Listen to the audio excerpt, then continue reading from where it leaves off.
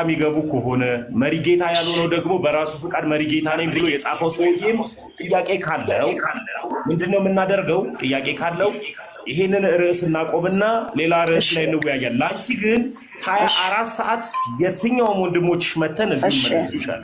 እሺ በቃ ከናንተ አልወጣም። መሪጌታ ያልሆነው ወይስኛል መሪጌታ ያልሆነው በራሱ ፍቃድ መሪጌታ ነኝ ብሎ የጻፈውም ሰውዬ ጥያቄ ካለው ታድሷውያኖች ካላቸው ሌላ ሐሳብ ላይ እናወራለን። አግዶስ አለ፣ እኔ ያለው ኢዮብ አለ፣ እዛ ላይ ነው የምናወራው።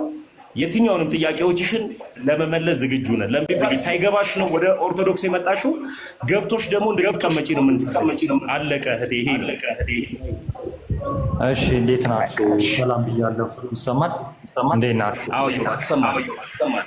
ትሰማለህ? ዮባዬ እኮ በቁም አድርጉልኝ እስኪ። ዮባዬ እምቢ አለኝ። ይሄ እንደዚህ በቁም የሚደረገው ነገር ሞዴሬተሮች ታብታብ አድርጉበት፣ ታብታብ አድርጉበት። አሁንም እየው መቅደም ከፈለገ እሺ ዳጊ፣ አይ ወይ ወደ ጥያቄና መልስ ወደ ውይይቱ ከተገባን እሺ ጥሩ ነው። እሳቸው ሲያወራው እሺ አንድ ወንጌላዊ ተዘግቷል። እሺ ዳጊ፣ አዎ መልስልኝና ለምሳሌ ደቂቃው የማይታወቅ ከሆነ ቆይ ከሆነ እንወቀው ምን ያህል ደቂቃ እንደምንቆይ። አይ ቆይ ይመልስልኝና ወደ ውይይት ይኬዳል ነው። እሺ ይመልስልኝ ከዚህ በኋላ ማለት ነው። እኔ እንጃ ኢዮብ ነው ያዘው። አንድ ደቂቃ ብቻ ችግር የለም። አንድ ደቂቃ አሁን ኢዮብ ነው እንደሚናገረው። ድምፁ ምንድን ነው? ጎረመሰብኝ ይመስላል ዲያቆን ናታን። አዎ ኢዮብ አይደለም። እኔ የኢዮብን ድምፅ በደንብ ነው የማውቀው። ኢዮብ አይደለም። እሺ ቀጥሉ ብቻ ወይ እሺ ሌሎች ዳጊና አይቀድመም ወይ አረ ቆይ ይመለስ አንዴ። ቆይ አንዴ አሁን ጥያቄ ማሂ እንዴት ነች? ሰላም ብያለሁ። ማሂ ጥያቄ ጠየቅሽው እንግዲህ እንዴት ነው በአንዴ እንደ ክብረቱም ስግደት የአምልኮቱም ስግደት ሲቀርብ እንዴት ነው አይምታታሙ የሚል ነገር ነው። ይሄ በጣም ግልጽ ነው በመጽሐፍ ቅዱሳችን። የመጀመሪያው ነገር የአምልኮ ስግደት ለአንድና ለአንድ ለፈጣሪያችን ለእግዚአብሔር ለቅድስት ሥላሴ የምናቀርበው ብቻ ነው። ለማንም የአምልኮ ስግደት ሼር አናደርግም፣ አናጋራም፣ ለማንም አንሰግድም። ይሄ የመጀመሪያው መታወቅ ያለበት ነገር ነው። ግን የአክብሮት ስግደት ደግሞ አዘ ሴም ታይም ከአምልኮ ስግደት ጋር ቢቀርብ ምን ችግር አለው የሚለው መጽሐፍ ቅዱሳዊ ልስጣችሁ። አንደኛ ዜና መዋዕል ምዕራፍ 29 ላይ ያለ አለ ቁጥር 20 ላይ ዳዊትም ጉባኤም ሁሉ አምላካችሁን እግዚአብሔርን ባርኩ አላቸው። ጉባኤም ሁሉ የአባታችሁን አምላክ እግዚአብሔር ባረከው፣ ራሳቸውን አዘንብሎም ለእግዚአብሔርና ለንጉሱ ሰገዱ ይላል። እንግዲህ ለንጉሱ የሰገዱት አዘ ሴም ታይም ለእግዚአብሔር በሰገዱበት ታይም ነው እና ለእግዚአብሔር ሲሰገድ የአምልኮ ስግደት እንደሆነ እናውቀዋለን፣ እንረዳዋለን። ከዛ ደግሞ ለንጉሱ ግን ሲሰግዱ የንግስና የአክብሮት የመንግስቱ እንደሆነ ደግሞ ይህ ግልጽ ነው፣ ልብ ይለዋል ማለት ነው። ስለዚህ በአንድ ቦታ ላይ የአምልኮና የአክብሮት ስግደት ስንሰግድ በቃ ይሄ ግልጽና ግልጽ ነው። ምንም የሚምታታ ነገር የለም። ሰውየው እንዳደረገው ከልቡና ኢንቴንሽኑ ወይም ደግሞ የሰውየው ሀሳብ፣ ዓላማ፣ እምነት ወሳኝነት አለው ማለት ነው። ስለዚህ እየሰገደን ያለነው የምን ይሁን የአምልኮ ይሁን የአክብሮት ይሁን ሰውየው ጠይቆ መረዳት የሚችለው ከሰጋጁ ከባለቤቱ ተረድቶ ስለሆነ ማለት ነው። ይሄ መጀመሪያ ነገር ነው። ግን ለታቦታት የአክብሮት ስግደት ስንሰግድ እንዲሁ ለቅዱሳን የአክብሮት ስግደት ስንሰግድ የሚከብረው አንድና አንድ ጌታችን መድኃኒታችን ኢየሱስ ክርስቶስ ነው። በቅዱሳኑ መክበር ስላለበት ማለት ነው። ስግደትን የምናቀርበው አክብሮትን የምናቀርበው ለሱ ሲል የተሰዉትን እያነሳን ስሙ ከፍ እንዲል እንዲከብር ነው። ታቦት በወጣ ጊዜ የአማኑኤል ታቦት የሚባለው አማኑኤል ጌታችን መድኃኒታችን ኢየሱስ ክርስቶስ ራሱ ነው። ሁሉም ታቦታት ስያሜ ለመታሰቢያነት ለቅዱሳን ይሰጣል እንጂ ታቦቱ የኢየሱስ ክርስቶስ ነው። መሰዊያው የኢየሱስ ክርስቶስ ነው። ሐዋርያው ቅዱስ ጳውሎስ በቆሮንቶስ መልእክቱ የጌታ ማዕድ ብሎ የሚጠራው ወይም ዘ ሎርድስ ቴብል የሚለው የጌታ ማዕድ ያለው የጌታ ጠረጴዛ ወይ ደግሞ የጌታ ታቦቱ ግን ለመታሰቢያ ሊሰጥ ይችላል። ለምሳሌ ማቴዎስ ወንጌል የኢየሱስ ክርስቶስ ወንጌል እንደሆነ መጠን ግን መታሰቢያነቱ ለጸሐፊ ለማቴዎስ ተሰጥቶ የማቴዎስ ወንጌል እንደተባለ ዮሐንስ፣ ሉቃስ፣ ማርቆስ እንደዚሁ። ስለዚህ ለቅዱሳኑ የመታሰቢያ ይሰጣቸዋል። ልክ ታቦቱም እንደዛ አድርገን እናስበው። የአክብሮት ደግሞ የምንሰግደው አዘሴም ታይም ያምልኮ ብንሰግድ ልክ ልበ አምላክ ዳዊት እንዳዘዘውና ለንጉሱና ለእግዚአብሔር እንደሰገዱት ያንን ማወቅ አለብን። ቀጥሎ መጽሐፍ ቅዱስ ወደ ጎን አድርጌ ነበረ። ይኸው መጽሐፍ ቅዱስ ዶክተር እየከፍታለች ስለዚህ እዚህ ጋር ማህዬ ምንድነው አይምታታሙ ይላችሁ። ይሄው ህዝቡ በአንድ ሰዓት በተመሳሳይ ደቂቃ በተመሳሳይ ሰዓት ለንጉሱም ሰግደዋል፣ እንደገና ደግሞ ለእግዚአብሔር አምላካቸው ሰግደዋል። ያው ለንጉሱ የሰገዱት ማህዬ አምልኮ አይደለም አይደል? ለንጉሱ የሰገዱት እነዚህ ህዝቦች ያክብሮት ነው ለንጉሱ የሰገዱት። ለንጉስም ይሰገዳል። አየሽ እንኳን ለቅዱሳን ቀርቶ ለምድራዊ ንጉስ እንደዚህ ምንም ንጉስ ብቻ ለሆነ ለንግስናው ለክብር ይሰገዳል። ያው ሲሰግዱ አሳዩ። ከዛ ግን በዚህ በሰገዱበት ለንጉሱ ደግሞ በሰገዱበት አዘሴም ታይም ደግሞ ለእግዚአብሔር አምልኮ ሲሰግዱ ደግሞ አይተናል ማለት ነው። እሺ ማሂ አሁን አይ ቲንክ እኔ ተራ ይመስለኛል። ቀጥል ዳጊ። እሺ አሁን ያነሳው እሺ ቀጥል ዳጊ። እሺ ሰላም ሁላችሁም ሰላም ይላሉ። ድምፅ አለ ማጋ እንደሆነ አላወኩም። ይቅርታ የምታረቁኝ እኔ ጋር ነው። ቀጥል ዳጊ። እሺ ማሂ ሰላም ብያለሁ ሁላችሁንም። በጣም አመሰግናለሁ ስለሰጠሽኝ እድል ማሂ። እንግዲህ እንደሰማሁት ሁሉም በጣም አንቺን አክብሮ ነው እየመለሱልሽ ያሉት። ጥሩ ነው። ማልቀበለው ምላሾች ቢሆኑም ግን ጊዜያቸውን ሰጥተው ሁሉም በጥሞና እና በአክብሮት እየመለሱ ነው። ጌታ ይባርካቸው። እናመሰግናለን። እውነቱ ግን ያለው የት ጋር ነው የሚለውን እንግዲህ ለማሳየት ጊዜያችንን እኛም ሰጥተን 800 ምናምን ያህል ሰው የነበረበትን ቤት ዘግተን መተን እንግዲህ ልንወያይ ነበር የፈለግነው። ያ ግን አልተሳካም። ስለዚህ ዳኒ ቤት ከፍቷል። ዳኒ ቤት መምጣት ከቻልሽ ስትጨርሺ ከወንድሞችሽ ከእህቶችሽ ጋር ስትጨርሺ ኤኒታይም ቤታችን ስለከፈትን ዳኒ ጋር እዚሁ መመለስ ትችል ነበር እኮ። ተከራካሪ ጥሩ ነው። እኔ ምን ያስወረድኩት የዳኒ ቤትን ማስታወቂያ እንድሰራልን አልፈልግም። ዳጊ ቢባል እኔ የማከብረው እግዚአብሔር አምላክ ያከበራቸውን ቅዱሳኖችን አከብራለሁ። ስለዚህ እህታችን ኦርቶዶክሳዊ ናት፣ ከፕሮቴስታንት ነው የመጣችው። የተወሰነ ጥያቄ ተመልሶላት ወደ ፕሮቴስታንት ወደ ኦርቶዶክስ መታለች። አሁን ደግሞ ኦርቶዶክስ ቤት ሆና ደግሞ ጥያቄ ሲፈጥረባት ደግሞ ጎበዝ መጽሐፍ ቅዱስ አንባቢ ኦርቶዶክስ ስለሚሆን ወይም ደግሞ ጎበዝ መጽሐፍ ቅዱስን አዋቂ ኦርቶዶክስ ስለሚሆን መጽሐፍ ቅዱስን ከበቂ በላይ የምናስተምራት ወንድሞች አለን። ከፈለግን በአካል ሄደን አንተ ማስታወቂያ ዳኒ ቤት ነይ፣ ኤርሚያስ ቤት ነይ፣ እንትና ቤት ነይ ብለህ ልጠራት አይገባም። የኛ ትምህርት ከንትን ውጭ የቤተ ክርስቲያናችን ትምህርት ሶሻል ሚዲያ ላይ አይደለም፣ መሬት ላይም ያለ ነው። ልክ እናንተ ለእዩ ጩፋ ስትሰግዱ ምንም እንደማይመስላችሁ ሁሉ ዮናታን አክሊሉ ለእናቱ ሲያሰግድ ምንም እንደማይመስለው ሁሉ እኛ ደግሞ ለጌታችን እናት የምንሰግደው አክበርናት ነው። እናንተ እንዲሁም ለኢየሱስም ለዮናታን እናትም ስታሰግዱ አምልኮ አድርጋችሁ ነው የምታሰግዱት። እና እዛው ማስታወቂያን እዛው ስራ ቀጢማይ እዮብዬ ቀጥሎ አለው። ግን ለመልአክ የሰገደ የለም እኮ አልቀረበም። እሺ ስምህም አልበለው ከይቅርታ ለመልአክ የሰገደ አንድ ጥቅስ አልቀረበም። አንድ ጥቅስ ነው ያልቀረበው። ሰላም ብያለሁ። አንድ ሰምዬ አይደለም። ቆይ እስፒሮስዬ ቆይ እስፒሮስ ቆይ አግሊጦስም ቆይ ተምዬ እንደው አክብሬክ ነው ቤቴንም የለቀኩልክ እንትኑንም የለቀኩልክ። ማስወረድም ማስገባትም ትችላለክ። ግን አንዳንድ ጊዜ ሰዎችን ስንጠራቸው እናክብራቸው። አንቱታ ለሚገባቸው ከክብር ጋራ በአንቱታ እኮ ቆይ እሺ ተምዬ እሺ ማሂ ታውቂያቸዋለሽ? እኔ አላውቃቸውም። ማሂ ታውቂያቸዋለሽ? እኔ አላውቃቸውም። አሁን ለምሳሌ ያክል መሪጌታ ብላ የምትሾመው የኔ ቤተክርስቲያን ናት፣ ኦርቶዶክስ ናት የምትሾመው። እሺ ካላወካቸው በድምጻቸው ተለቅ ያሉ ሰዎች ናቸው፣ ሰው ናቸው። ታውቂያቸዋለሽ? እሺ አይ ትልቅ ሰውም ስለሆኑ በቃ እንደዚህ ትልቅ ነገር ነው። ማለበል ስሞትን አባል ይኸው መርጌታ ሰላም ብያለሁ። ሁላችሁንም እሰማለሁ። አትሰሙም? ለመልአክ የቀረበ ስግደት የለም። ይኸው እስካሁን ድረስ ብዙ ተነገረ። አንድ ጥቅስ ይቅርታና ማሂ እንግዲህ ጥያቄዎች መጠየቅ ጥሩ ነው እና እየተመለሱልሽ እንደሆነ ነው የማስበው እና መጠየቅሽም ጥሩ ነው። እኛም እግዚአብሔር በረዳን መልኩና ባወቅን በተረዳነው መልኩ መምህራንም አሉ እዚህ እና እንመልስልሻለን። ከፖለቲካ በነፃና ለአንቺ ሳይሆን ለሌሎቹ እዚህ ለሚመጡና እንደዚህ እንደዚህ ለሚሉት ከዛ በነፃ መልኩ እንትኖችን ለማቅረብና እኛም ለመመለስ እንሞክራለን። አሁን ከነበሩት ሰው ጋር ለመወያየት እንደ አንድ ትልቅ ሰው ቆጥረን ነው የምንወያየው። እንደ መሪጌታ እኔ ካህን ነበርኩ እንዲህ ነበርኩ ለሚል ሰው ግን ከቤተክርስቲያን ውጭ ላለ ሰው ግን መሪጌትነትን አረጋግጠን አናወራም እና ይሄ በዚህ ሊታወቅ ይገባል። እንደ ትልቅ ሰው ልንወያያቸው ዝግጁ ነን። ካሉ መግባት ይችላሉ፣ መወያየት እንችላለን።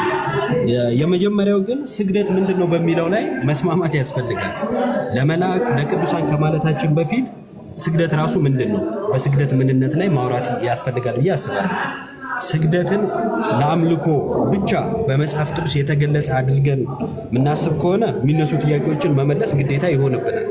ለእግዚአብሔር ብቻ ነው የሚሉ ሰዎች ለቅዱሳን የተደረጉ ስግደቶችን ከምን አንጻር ነው የሚለውን ሊያብራሩ ይገባል። እኛ ደግሞ የአምልኮ ብቻ አይደለም የአክብሮትም አለ ብለን ስንል ለይተን ማሳየት ይኖርብናል። እሱን እያሳየን ነው። ቅድም የነበረው ወንድማችን ሲያሳይ ነበረ፣ አክሲጦስ የሚለው ወንድማችን ማለት ነው። ቃልዮት ያሰማል።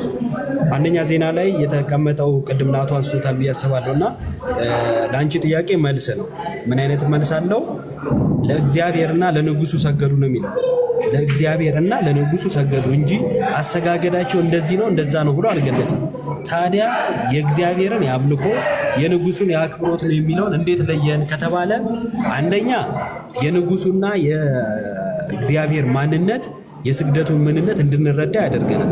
እንዴት ካልሽ እግዚአብሔር አምላክ ነው፣ የአምልኮት ይቀርብለታል፣ ይመለካል ማለት ነው። ንጉሱ ሰው ነው፣ ይከበራል፣ እንደ ንጉስነቱ ይከበራል። ስለዚህ ከምንነታቸው አንጻር ከማንነታቸውም አንጻር እንለየዋል። ሁለተኛ ከአድራጊው አንጻር የሚሰግደው ምን ብሎ ነው የሚሰግደው የሚለው ደግሞ ይለየዋል ማለት ነው። አንቺ ለቅዱሳን ስትሰግጂ ቅዱስነታቸውና ፍጡርነታቸውን እያወቅሽ ነው የምትሰግጂው። ስለዚህ እያከበርሻቸው ነው ማለት ነው። ውስጥሽ ያለው አክብሮት ነው። አምልኮ ከሆነ ከጅምሩ ይሄ ከቤተክርስቲያን ትምህርት ጋር የሚጋጭ ስለሆነ ቤተክርስቲያን ታረሙ ነው የምትለው፣ የስህተት ነው ትላለች። የሚመለኩ ቅዱሳን ስለሌሉ ማለት ነው። ለእግዚአብሔር ግን እርሱ አምላክ ነውና የአምልኮ ስግደት እንሰግዳለን። ስንሰግድ ለእግዚአብሔር የምንሰግደው ስግደት ይለየዋል ማለት ነው። በመጽሐፍ ቅዱሳችን ላይ ይሄ ስግደት እንደዚህ ይሄ ስግደት እንደዚህ ሳይል ስግደትን ሁሉ ግን ከምን አንጻር እንደሆነ ከአውዱ እንድንፈታውና እንድንረዳው አድርጎ ስላሳየን በዛ መልኩ መረዳት ያስፈልጋል ማለት ነው። ከዚሁ ጋር ተያይዞ ስግደትን ሁሉ አምልኮ ለሚሉ ማነሳቸው ጥያቄዎች የመጀመሪያው ዳዊት ለንጉስ ዳዊትና ለእግዚአብሔር ሰገዱ የሚለው የአንደኛ ዜና ምዕራፍ 29 ቁጥር 20 እንዴት ትረዱታላችሁ? አይ ለንጉሱ የአምልኮት አይደለም የአክብሮት ነው ካላችሁ በምን ለያችሁት? ይህን መጽሐፍ ቅዱስ ያደርጋችሁ አስረዱን። ሁለተኛ የራእይ ላይ በአዲስ ኪዳን ራእይ ምዕራፍ 3 ቁጥር 9 ላይ ለቤተ ክርስቲያኒቱ አለቃ እንዲሰግዱ ክርስቶስ ሲናገር እንመለከታለን። አይሁድ ሳይሆኑ አይሁድ ነን የሚሉ የሚዋሹ አንዳንድ የሰይጣን ማህበረተኞችን ከእግሮች ፊት እንዲሰግዱ ከእግሮች ስር እንዲሰግዱ አደርጋለሁ ይላል። እንዲሰግዱ አደርጋለሁ የሚለው እንግሊዘኛው ወርሽፕ ነው የሚለው። እንዲያመልኩ እያለ ነው ወይ? አይ ከሌላ አንጻር ነው ካላችሁ ስለዚህ ስግደት ሁሉ አምልኮ አይደለም ማለት ነው።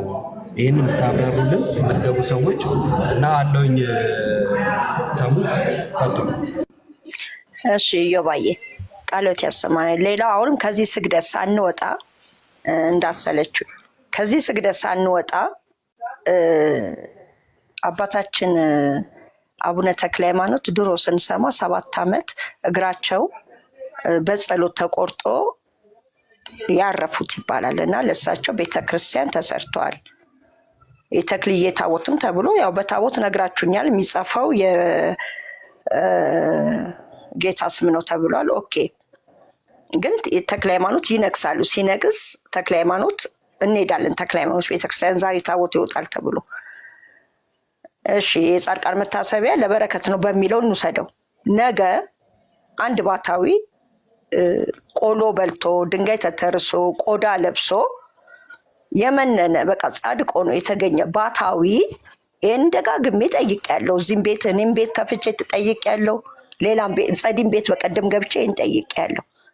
አንድ ባታዊ ከዚህ ዓለም ድካም ቢያርፍ ከ30 ዓመት በኋላ ብሎኛል። ጽና ነው ያለኝ፣ ስሙን እጠራዋለሁ። ጽና ዘኦርቶዶክስ መልሶልኛል። ከ30 ዓመት በኋላ ወይ ከ40 ዓመት በኋላ ያ የሞተው ባታዊ እንደ ጻድቅ ይቆጠርለትና ለሱም አንድ ቤተክርስቲያን ይሰራል። እንደዛው በስሙ ታቦት ይሰየምለታል አለኝ ሲለኝ የዛኑ ሰዓት ታዲያ እኔ ለሰው ስሰግድ ልኖር ነው ወይ ብዬ ቤቴን ዘግቼ ወጥቻለሁ። ቤቴን ከፍቼ ይሄ ጥያቄ አሁንም ነው የምደግመው። እንደዚህ ነው ወይ?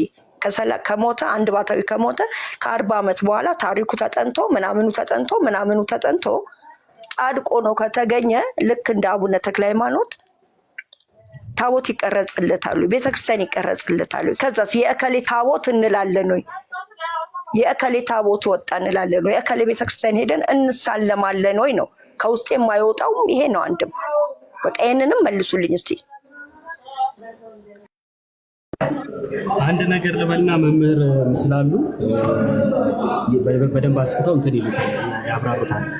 አንድ ነገር ብቻ ለማለት ያህል ማለት ነው ካጠፋውም አቅንተው እንዲያብራሩት። ለምሳሌ ቅዱሳን እንግዲህ ቤተክርስቲያን የመጀመሪያው ነገር ቤተክርስቲያን መረዳት ነው። ቤተክርስቲያን የክርስቶስ አካል የሆነች ክርስቶስ ራስ የሆነላት የክርስቲያኖች ህብረት ነች እና የሚድኑት ዕለት ዕለት በዚች ቤተክርስቲያን ውስጥ ይጨመራሉ። የሐዋርያት ሥራ ምዕራፍ 2 ላይ ይህን እንመለከታለን።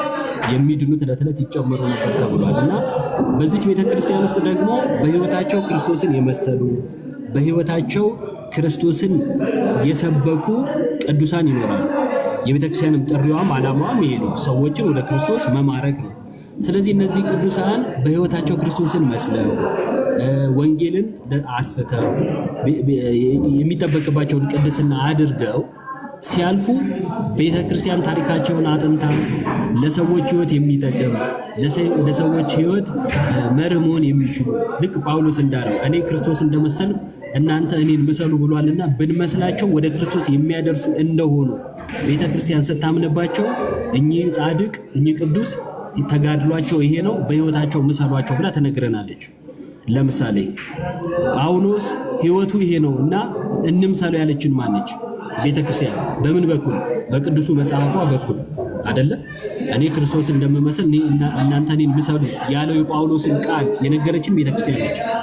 ቤተክርስቲያን ስራዋ አይቆምም፣ ምክንያቱም ሙሽራዋ ክርስቶስን ትጠብቃለች። ዛሬም ሌላም ቅዱስ ቢነሳ አዎ በህይወታችን እንድንመስለው ትነግረናለች። በህይወታችን እንድንመስለው ትነግረናለች። እውነት ለመናገር እኛ ከክህደት ዓለም ተጠብቀን ከኃጢአት ዓለም ርቀን በህይወታችን ክርስቶስን እየመሰለ ኖረን በህይወታችን ብዙ ቅዱሳን መጥተው ስናከብራቸው ብንኖር ምንድነው ክፋቱ? ስግደታችን አምልኮ እንዳልሆነ ስለተነጋገርን ማለት ነው። እያከበርናቸው ከአንዱ ኮከብ ክብር የሌላው ኮከብ ክብር ይበልጣል። ስለዚህ የአንዱ ክብር ከአንዱ ክብር ይበልጣል ማለት ነው። ከእኔ ይልቅ ወይ ደግሞ ከሌላው ይልቅ እዚህ ካለነው ይልቅ የሚከበሩ ቅዱስ አሉ ማለት ነው። በህይወታችን ውስጥ የሚከበሩትን እያከበርን የሚመለከው እግዚአብሔርን እያመለክን እንቀጥላለን። ስለዚህ የሆነ ቅዱስ ተነስቶ ቤተክርስቲያን አምናበት ይሄ ቅዱስ በዚህ ጊዜ ነበረ ተጋድሎ ይሄ ነው በህይወታችሁ ምሰሉት ብላ ስትነግረን በህይወታችን እንድንመስለው የታዘዘውን ያንን ቅዱስ እናከብረዋለን። ስለ መልካምነቱ፣ ስለ ወንጌል አርበኝነቱ፣ ስለ ቅድስናው ክርስቶስን እንድንመስል መርህ ስለመሆኑ ማለት ነው። ከዚህ የተነሳ እናከብረዋለን። ምን እናደርገዋለን? እናከብረዋለን። አክብሮታችንን ዘመን የሚሽረው ለምንድን ነው? ምክንያቱም እኛ እኮ ክርስቲያኖች ነን። ህይወታችን ምንድነው ብለን የምናምን በክርስቶስ ሕያው ነው ብለን የምናምን እንግዲህ እኔ አምኜ ድኛለሁ ቤተክርስቲያን ውስጥ አለው ብዬ ማምን ሰው ሕያው ነኝ ሞቼ ምቀር አይደለሁም ብዬ ሕያውነትን ያመንኩ ሰው ቅዱሳኑ ደግሞ ምን ያህል ሕያው እንደሆኑ ከኔ ይልቅ ወደ ተሻለ ወደ ጌታ እቅፍ ይሄዱ እንደሆኑ ሳስብ አክብሮቴ ይጨምራል እንጂ አይቀንስም። ምክንያቱም ሐዋርያውም ያለው እዚህ በድንግዝግዝ እናያለን፣ እዛስ በምልአት። ምክንያቱም የሄዱት ወደ አምላካቸው ስለሆነ የምናከብራቸው ወደ አምላካቸው የሄዱ ሕያዋን ቅዱሳንን እንጂ ሞተው የቀሩ በስብሰው የቀሩ ኢአማንያንን አይደለም። ሕያውን ማክበር ከሕያው እግዚአብሔር የተነሳ። ለምሳሌ እግዚአብሔር ራሱ ሲናገር ስለ ራሱ ምን አለ? እኔ የአብርሃም የይስሐቅ የያዕቆብ አምላክ ነኝ አለ። ሞተው በስብሰው ቀርተዋል አለ አላለ? ስለዚህ ቤተክርስቲያን ይሄ ቅዱስ ሊከበር ይገባዋል በህይወቱ እንዲያደርጓል ስትል ስለ ሕያውነቱ እየነገረችን ነው ማለት ነው።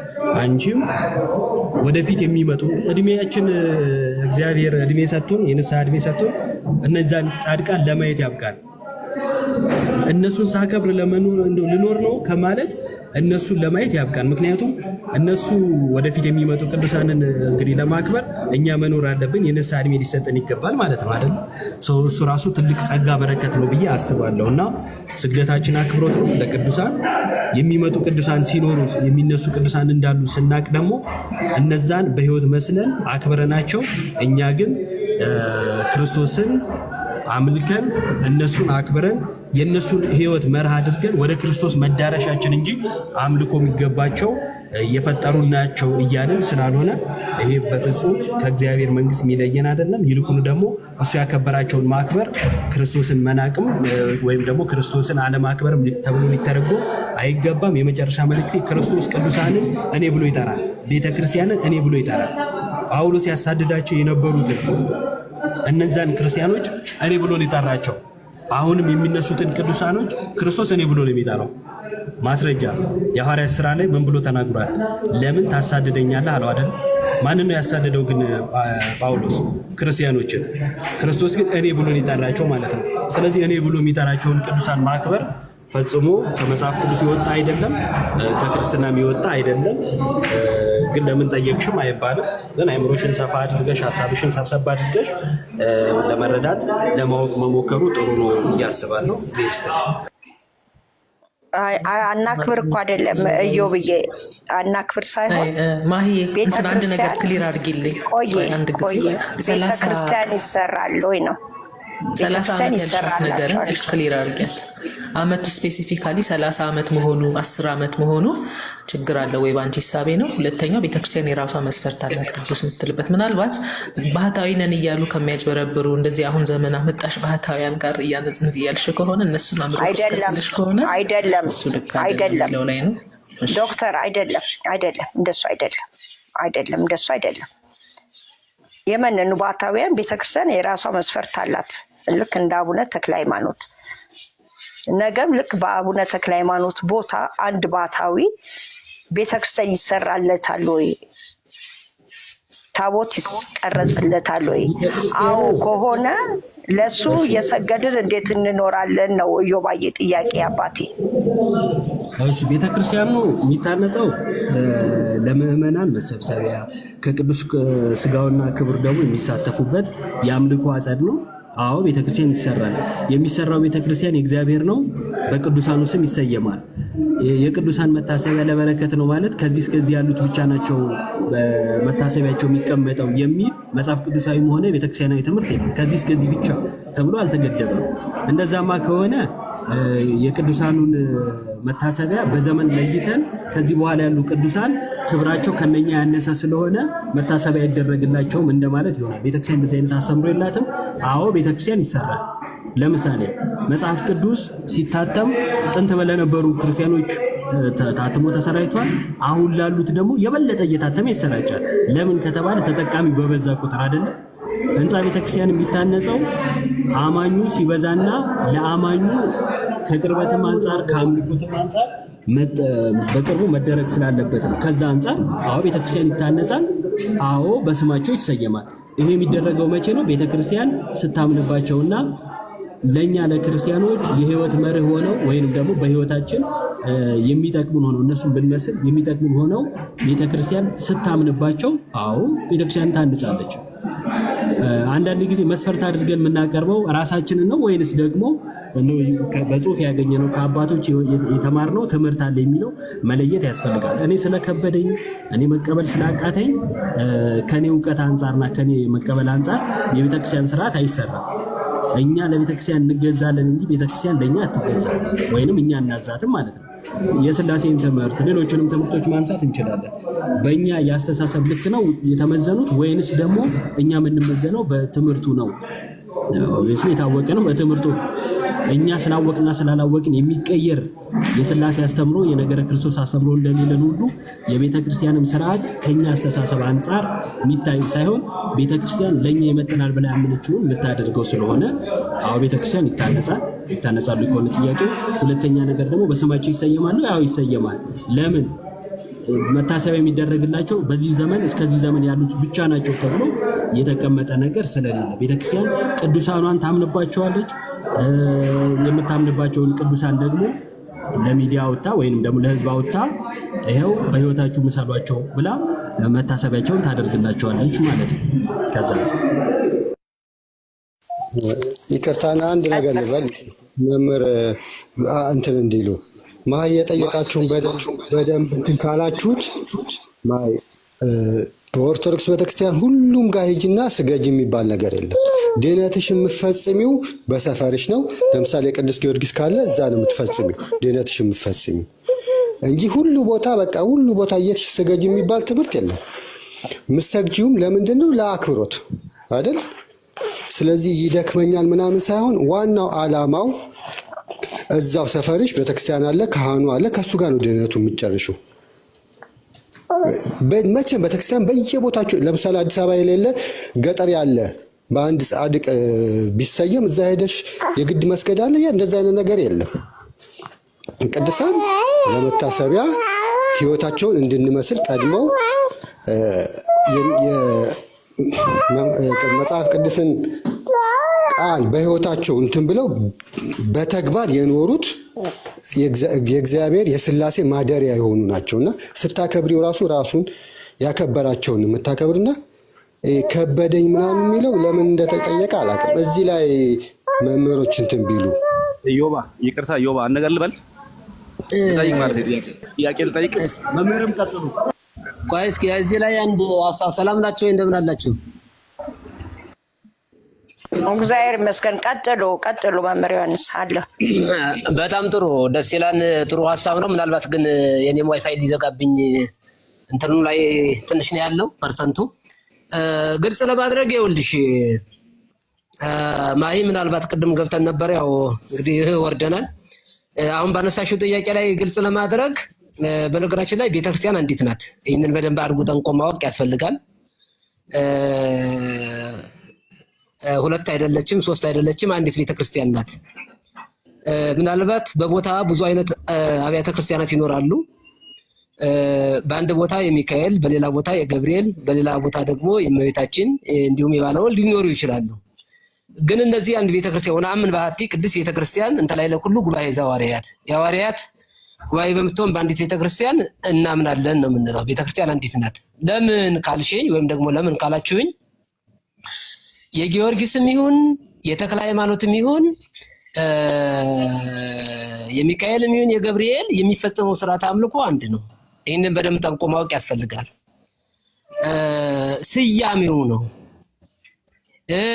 ቅድም ያነሳችሁት የጻድቅ መታሰቢያ ለዘላለም ይኖራል እንደተባለ በመጽሐፍ በኢሳይያስ 56 ላይ የተቀመጠው ሐሳብ ለቅዱሳን የሰጠው ቃል ኪዳን ነው እንጂ ቤተክርስቲያኗ የምትፈጽሙ አገልግሎት አሁን ለምሳሌ የአቡነ ተክለ ሃይማኖት ቤተክርስቲያን ቢሆን የሚፈተተው የአቡነ ተክለ ሃይማኖት ስጋው ደግሞ አይደለም። አቡነ ተክለ ሃይማኖት የቆረሱ ስጋ ያፈሰሱ ደም የለም። ያ በጊዜው የተጋደሉ ተጋድሎ አሁን ለኛ በረከት ያሰጠናው የነሱን አርያ በረከት አርያ ምሳሌ እናደርጋለን። ቅድም እንደተጠቀሰው እኔ ክርስቶስ እንደመስል እናንተም እኔን ምሰሉ ብሎ ቅዱስ ጳውሎስ እንደተናገረ ቅዱስ ጳውሎስ ማንን መስሏል? ክርስቶስን መስሏል። እኛ ደግሞ ቅዱስ ጳውሎስን እንመስላለን ማለት ነው። መምሰል አለብን። ቅዱስ ጳውሎስን ስንመስል ማንን እንመስላለን? ክርስቶስን መምሰል ነው። በሌላ አነጋገር ገብርኤል ቤተክርስቲያን ብትሄድ የሚሰጠው ስጋና ደም ማን ነው? የክርስቶስ ነው። አየሽ፣ ስርዓተ አምልኮቱ በየትኛውም አብያተ ክርስቲያናት የተክለ ሃይማኖት ብትዩ፣ የሚካኤል ብትዩ፣ የእመቤታችን ብትዩ፣ የቅዱሳን የጻድቃን ብትዩ አገልግሎቱም ተመሳሳይ ነው። ቃል እግዚአብሔሩ አንድ። ሁለተኛ አሁን ቅዳሴ የሚቀደሰው ለምንድን ነው? ወንጌል የሚሰበከው ለምንድን ነው ካልሽ ስጋው ደሙ ለስጋው ደሙ አክብሮት ነው። አክብሮተ ስጋው ደሙ ነው። ስጋው ደሙን ለማክበር ነው። ስጋው ደሙ በየትኛውም አጥቢያ የክርስቶስ ስጋና ደም ነው እንጂ የሚፈተተው የማንም የቅዱሳን የጻድቃን አይደለም። በነገራችን ላይ ይህን በደንብ አድርጎ ማስመር ያስፈልጋል። ታላቁ ቄርሎስም ሲናገር ብዙሃን ነቢያት ወጻድቃን ሞቱ ዋልቦ ዘቦቃ ሞቶም ወዘ ክርስቶስ ሳዳነ ኩሉ ዓለም። ብዙ ነቢያት ብዙ ጻድቃን ሞተው ነበረ።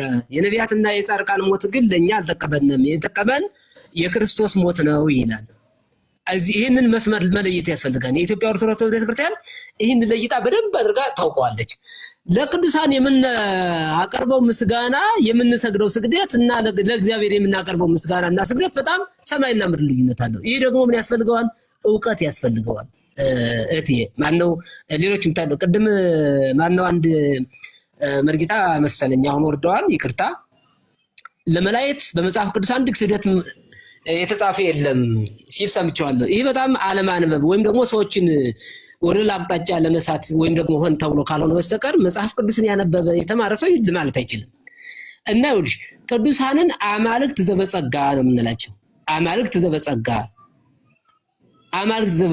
ጸጋ የሚለውን ትርጉም ማወቅ በጣም አስፈላጊ ነው። ጸጋ ማለት ምንድነው ካልሽኝ ስጦታ፣ የተሰጠ፣ የተቸረ ማለት ነው። አሁን ይኸውልሽ ኦሪት ዘጸአት ምዕራፍ 7 ቁጥር 1 ላይ ስታጭ ሙሴን እግዚአብሔር ምን ይለዋል? የፈርዖን አምላክ አድርጌያለሁ ይለዋል። ልብ በሉ። አሁን ሙሴ እኮ ፈጣሪ አይደለም፣ ሰማይና ምድርን አልፈጠረም፣ የፈርዖን አምላኩም አይደለም። የባህሪ ከሆነ ግን እግዚአብሔር የጸጋ አምላክ አድርጎታል። የጸጋ አምላክ መዝሙረ ዳዊት 81 ቁጥር 6 ላይ ስታጭ እናንተ የልዑል ልጆች ተብላችሁ ትጠራላችሁ ተብሎ ተነግሯል። ይሄ ክርስቶስ ራሱ እንደገና ይህንን በሐዲስ ኪዳን አስተምሮታል። ዮሐንስ ወንጌል ምዕራፍ 12 ይመስለኛል ባለሳሳት ምዕራፉን አስቀምጦታል። የጸጋና የባህሪ የሚባሉት ነገር ናቸው። አሁን ከዚህ ከፕሮቴስታንቱ ዓለም ጋር ትንሽ የሚያደረጋግሩን። ምክንያቱም አሁን ይኸውልሽ ማቴዎስ 5 ቁጥር 14 ላይ ስተጅ እናንተ የዓለም ብርሃን ናችሁ ይላል። አሁን ልብ በይ። ተመሳሳይ ቃላቶችን በደንብ አውቆ ለይቶ ማወቅ ያስፈልጋል። እናንተ የዓለም ብርሃን ናችሁ። አዎ ሐዋርያት ለዚህ ዓለም ይህንን ዓለም በወንጌል አብርተዋል። ስራቸው ይብራ ብርሃንክሙ በቅድመ ሰብእ፣ ስራችሁ በዓለም ይብራ ተብሎ ስራቸው ለዓለም ይህንን ዓለም ትተው ንቀው ለዓለም አብርተዋል። ሻማ ሆነዋል፣ ጧፍ ሆነዋል እነሱ ራሳቸው ማለት ነው። ልብ በይ። የዮሐንስ ወንጌል ምዕራፍ 8 ቁጥር 12 ላይ ደግሞ እኔ የዓለም ብርሃን ነኝ ይላል። እኔ የዓለም ብርሃን ነኝ። አሁን እነዚህ ቃላት ታዲያ አይጋጩም? ይጋጫሉ። ትርጉሙን ካላወቀው ሰው ካልተረዳው የሐሳብ ይጋጫል። እናንተ የዓለም ብርሃን ናችሁ አለ። እንደገና ደግሞ ዮሐንስ 8:12 ደግሞ እኔ የዓለም ብርሃን ነኝ። እንዴት ነው እሱ የዓለም ብርሃን ነው? ወይትኛው ነው የዓለም ብርሃን ብለን ልንለይ የሚችለው? የሐዋርያት የዓለም ብርሃንነት ከክርስቶስ የዓለም ብርሃንነት ጋር አንድ አልሆነም ወይ ነው ጥያቄው። ግን በደንብ አድርጎ ለይቶ ማወቅ ያስፈልጋል። ሐዋርያት ከእግዚአብሔር የተሰጣቸው ነው፣ የተሰጠ ነው፣ መሰጠት ነው። የእግዚአብሔር ብርሃንነት ግን ምንድነው? የባህሪ ነው። ከማንም ያልተቀበለው የራሱ የሆነ ነው። አሁን ልብ በይ። ዮሐንስ ምዕራፍ 1 ቁጥር 3 ጀምረን ስንመለከት እርሱ ስለ ብርሃን ሊመሰክር መጣ እንጂ እሱ ብርሃን አልነበረም ይለዋል ቅዱስ ዮሐንስን። የሚገርምሽ ነገር ማለት ነው ብርሃን አልነበረም። አሁን እዚህ ላይ አሁን ስለ አማናዊ ብርሃንና ስለ አማናዊ ብርሃን ዘምብርሃን አምላክ ዘማምላክ ተብሎ ስለተነገረ ስለ ክርስቶስና ስለ ሐዋርያት ስለ እነ ቅዱስ መጥምቀ መለኮት ቅዱስ ዮሐንስ ብርሃንነት ሲናገር ለይቶ ማወቅ ያስፈልጋል። እንደገና ደግሞ ማቴዎስ 5:35 ጀምሮ ስንመለከት ደግሞ የሚነድና የሚበራ ነበረ ብሎ ቅዱስ ዮሐንስን መጥምቀ መለኮትን ይነግረናል። እነዚህን ቃሎች ግን በምን ያስፈልጋል? ዕውቀት ያስፈልጋል። የሐዋርያት ብርሃንነት እግዚአብሔር ወደ ዓለም ሄደው ወንጌልን እንዲሰብኩ ለዓለም እንዲሰብኩ በአብ በወልድ በመንፈስ ቅዱስ ስም አጥምቀው ሰውን በክርስቶስ ስም እንዲያምን እንዲያደርጉ ይሄ ብርሃንነት ነው። ራሱ የተሰጠ ብርሃንነት ነው። ወንጌል እንዲሰብኩ የተሰጠ ብርሃንነት ነው። የእግዚአብሔር ብርሃንነት ግን የባህሪ የሆነ ከማንም ያልተቀበለው የራሱ የሆነ። ስለዚህ ቅዱሳን የምናከብራቸው እግዚአብሔር ሰጠ። አሁን ለምሳሌ አንድ ቃል ላነብልሽ። ሁለተኛ ቆሮንቶስ ምዕራፍ 5 ቁጥር 18 ጀምረን ላነብልሽ አንድ ሐሳብ። እግዚአብሔር ለቅዱሳን ምን ያህል እንደሰጣቸው አሁን እንዲህ ይላል። ነገር ግን ሁሉ በክርስቶስ ከራሱ ጋር አስታረቀን፣ የማስታረቅ መልእክትንም ከሰጠን ከእግዚአብሔር ዘንድ ነው ይልና ምን አለ? አሁን እዚህ የማስታረቅ መልእክትንም ከሰጠን ከእግዚአብሔር ዘንድ ነው። አሁን ለቅዱሳን የማስታረቅን ገንዘብ ሰጥቷቸዋል ማለት ነው። አሁን ይህንን ለይቶ ማወቅ የሚያስፈልገው የኃጢአታቸውን ይቅር ብሎ በደላቸውንም ሳያስብ እግዚአብሔር በክርስቶስ ዓለሙን ከራሱ ጋር አስታርቋልና ይልና የእርቅ ቃሉንም በእኛ ላይ አደረገ ይላል። የእርቅ ቃሉን በእኛ ላይ አደረገ። ምክንያቱም እነ ቅዱስ ጳውሎስ እንዲያስታርቁ እግዚአብሔር ሰጣቸው ማለት ነው። እንዲያስታርቁ አደረገ ይልና የይቅርታውን መልእክት ሰጠን ይላል። እኛም በክርስቶስ አምሳል እንለምናለን ይላል። እንለምናለን። አሁን ቅዱሳን እንዲያማልዱ ማን የሰጣቸው ማለት ነው? ክርስቶስ ነው ማለት ነው። ክርስቶስ ነው። አንተን የፈርዖን አምላክ አደርጋለሁ፣ አሮን ደግሞ ነብይ አደርጋለሁ ብሎ የሰጠ እግዚአብሔር ነውና ቅድም ሰፋ ብሎ ስለ ታቦትና ስለ ጽላት ሲነሳ ነበረ።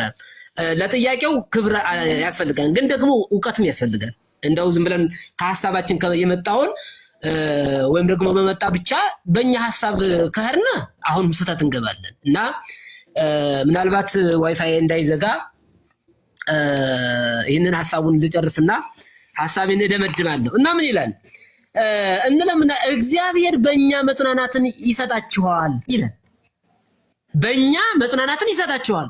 አሁን በአቡነ ተክለ ሃይማኖት፣ በቅዱስ ጳውሎስ፣ በቅዱስ ጴጥሮስ እግዚአብሔር ለኛ መጽናናትን እንደሚሰጠን እየነገረን ነው ማለት ነው።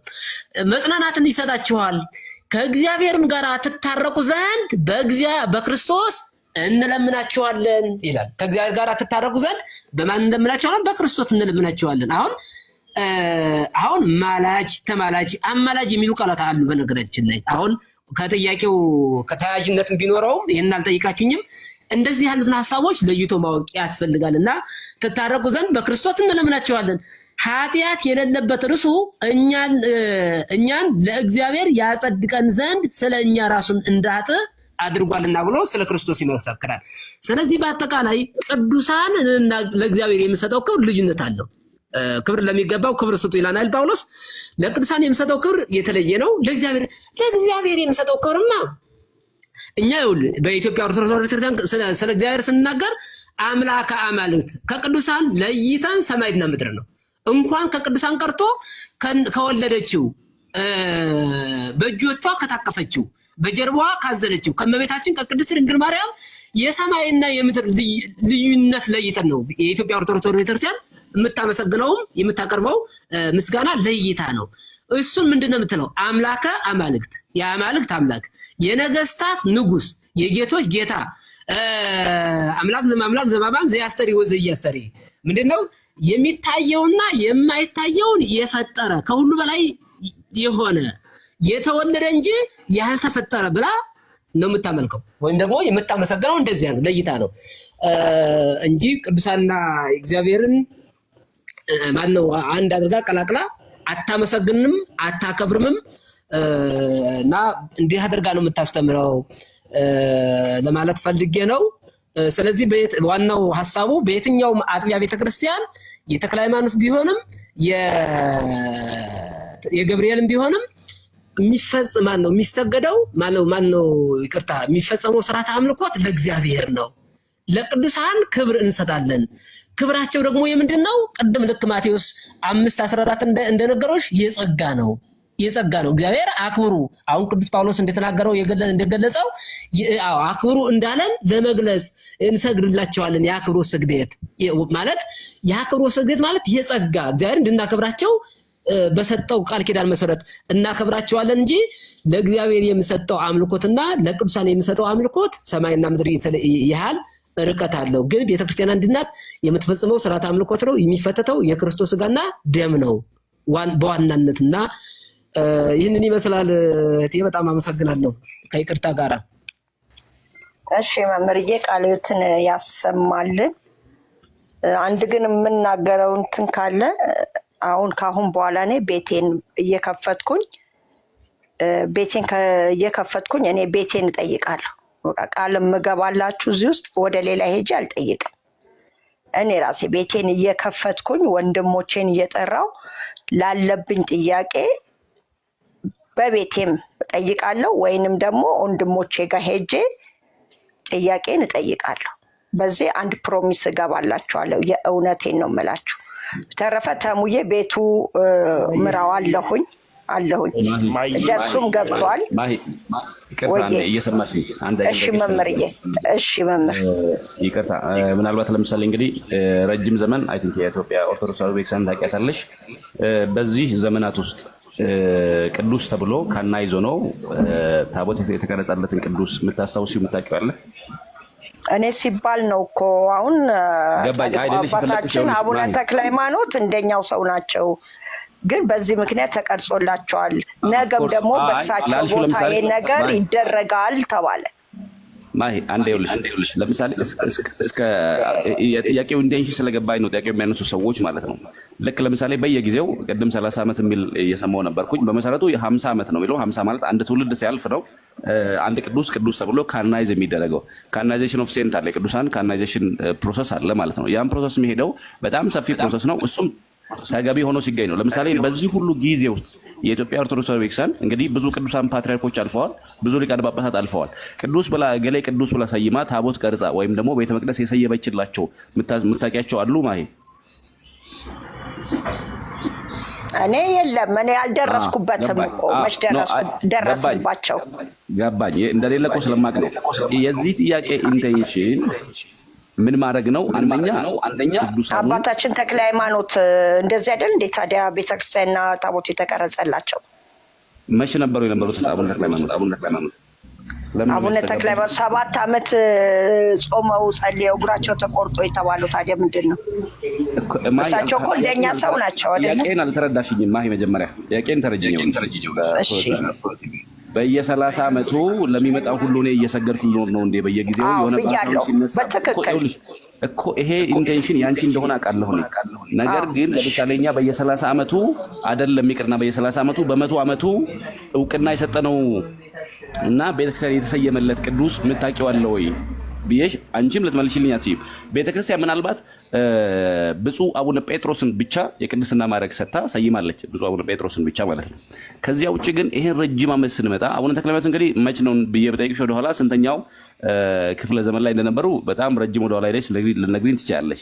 ይሄን ሁሉ 100 ዓመታት ስንሄድ ግን በየጊዜው ይቅርና በየ30 ዓመቱ ይቅርና በየ50 ዓመት አንድ ትውልድ አልፎ የተባለውም በየ100 ዓመቱ የሰየምነው ቅዱስ አለ ወይ?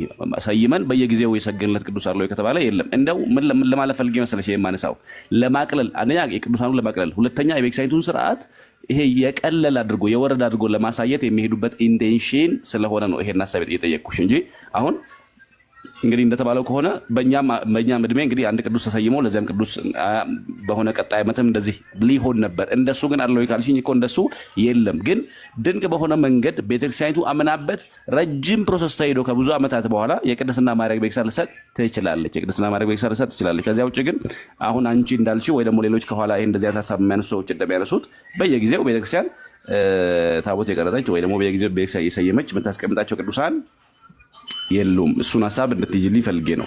ከዚያ ውጪ ኢሳይያስ 56ን እንዴት እናደርገዋለን? ለምሳሌ እንዲያን ጠይቀ ለሚጠይቁ ሰዎች ኢሳይያስ 56 የእግዚአብሔር ቃል ነው አይደል?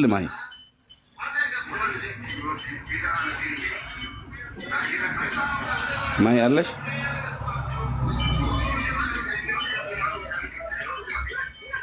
ማይ አለሽ? እኔ ጥያቄ ነበር ከተነሳው ጥያቄ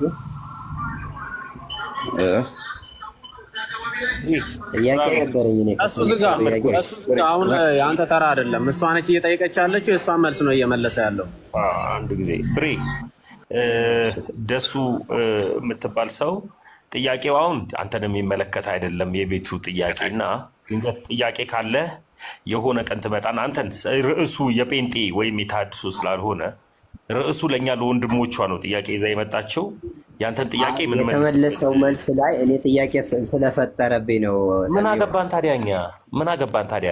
እኔ ምን አገባኝ? አንተ ጥያቄ ቢፈጥርብህ የሆነ ጥያቄ ልንመልስልህ ፕሮቴስታንቶች ግቡ የምንልበት ጊዜ ላይ እናወራለን። አሁን ግን እህታችን ማይ ክርስቲያን ናት። ክርስቲያኖች እርስ በርስ እየተነጋገርን ያለ ነው። እኛ ምን አገባን ለአንተ ምን መልስልህ? ጥያቄ ሲፈጥርብህ ይደር። ከዛ በኋላ አንድ ቀን መተን ፍንድት አድርገን አንተንም ከበጋሻው ቤት ጀምረናል ሰውን ማውሰድ፣ አንተንም በጋሻውንም ኤርሚያስንም ዳጊንም ቤኪንም ሁላችሁንም እንወስዳችኋለን። አንድ ጊዜ በተራ በተራ ትድናላችሁ። አሁን ግን እህታችን የመረዳቷን ጥያቄ እየመለስንላት ነው ያለነው። መምህር ብሬ ቀጥል። እሺ። አይ ምናልባት ማህያው የለችም መሰለኝ። አይ ቲንክ አለው። አይ ዝም ያልኩት እኮ ያው ተመስገን ስላለ ብዬ ነው ዝም ያልኩት። ሞዴሬተሮች ግን አታስገቡ ሌላ እንትን። እሺ ማየ ኢሳይያስ 56 እናንብበው። እሺ ኢሳይያስ 56 ድንግል ጸንሳለች የሚለው ነው አይደለም? ላንብብልሽ ስሜ ኢሳይያስ 56 ቁጥር 4 ለምን እንደሚያስተጋባው ግን እኔ ድምፅ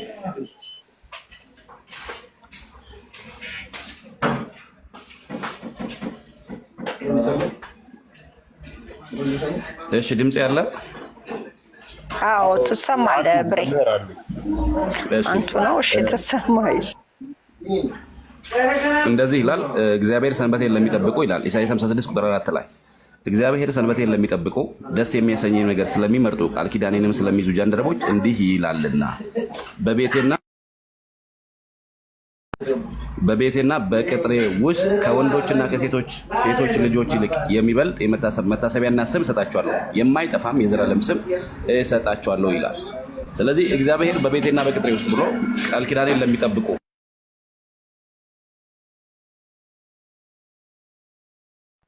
ቃል ኪዳኔን ለሚጠብቁ ደስ የሚያሰኘኝ ነገር ለሚያደርጉ በፈቃዴና በመንገዴ ለሚሄዱ በቤቴና በቅጥሬ ውስጥ ከወንዶችና ከሴቶች ይልቅ የሚበልጥ መታሰቢያና ስም እሰጣቸዋለሁ አለ።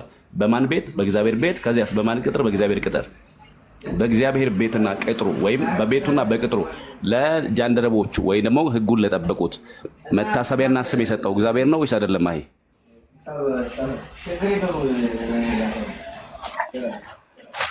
አሁን እኮ ጥያቄዎቼ እየተመለሱልኝ ነው። አሁን ወደኋላ እንትን አልሄድም መምህርዬ። መጠየቅ ካለብኝም ብያለሁ። መጠየቅ ካለብኝም ካሁን በኋላ ወይ ወንድሞቼ ጋር ገባለሁኝ። አንዳንድ ጊዜ እልህ ይዘኛል። እኔ አሁን በጣም እልህኛ ነኝ። ምናልባት የምታውቁኝ አታውቁኝም። በጣም እልህኛ ነኝ። የሆነ ነገር ካልተመለሰልኝ እነ ከለቤት ነው የሚሄደው። እነ ከለቤት ደግሞ ሲሄድ እግዚአብሔር ያክብራቸው። እኔ አንድ ቀን በስድም ተቀብለውኝ አያውቁም። አንድ ቀን ሌላ ቃላት ተናግረውኝ አያውቁም። ቁጭ ብዬ እማራለሁ። እነሱ ጋር እማራለሁ። አልማርም አልልም። ቁጭ ብዬ ነው የምማረው። እነ ኤርሚያስ ጋር፣ እነ ደሱ ጋር፣ እነ ዳንኤል ጋር፣ እነ ጆ ጋር ያስገቡኛል፣ እማራለሁ።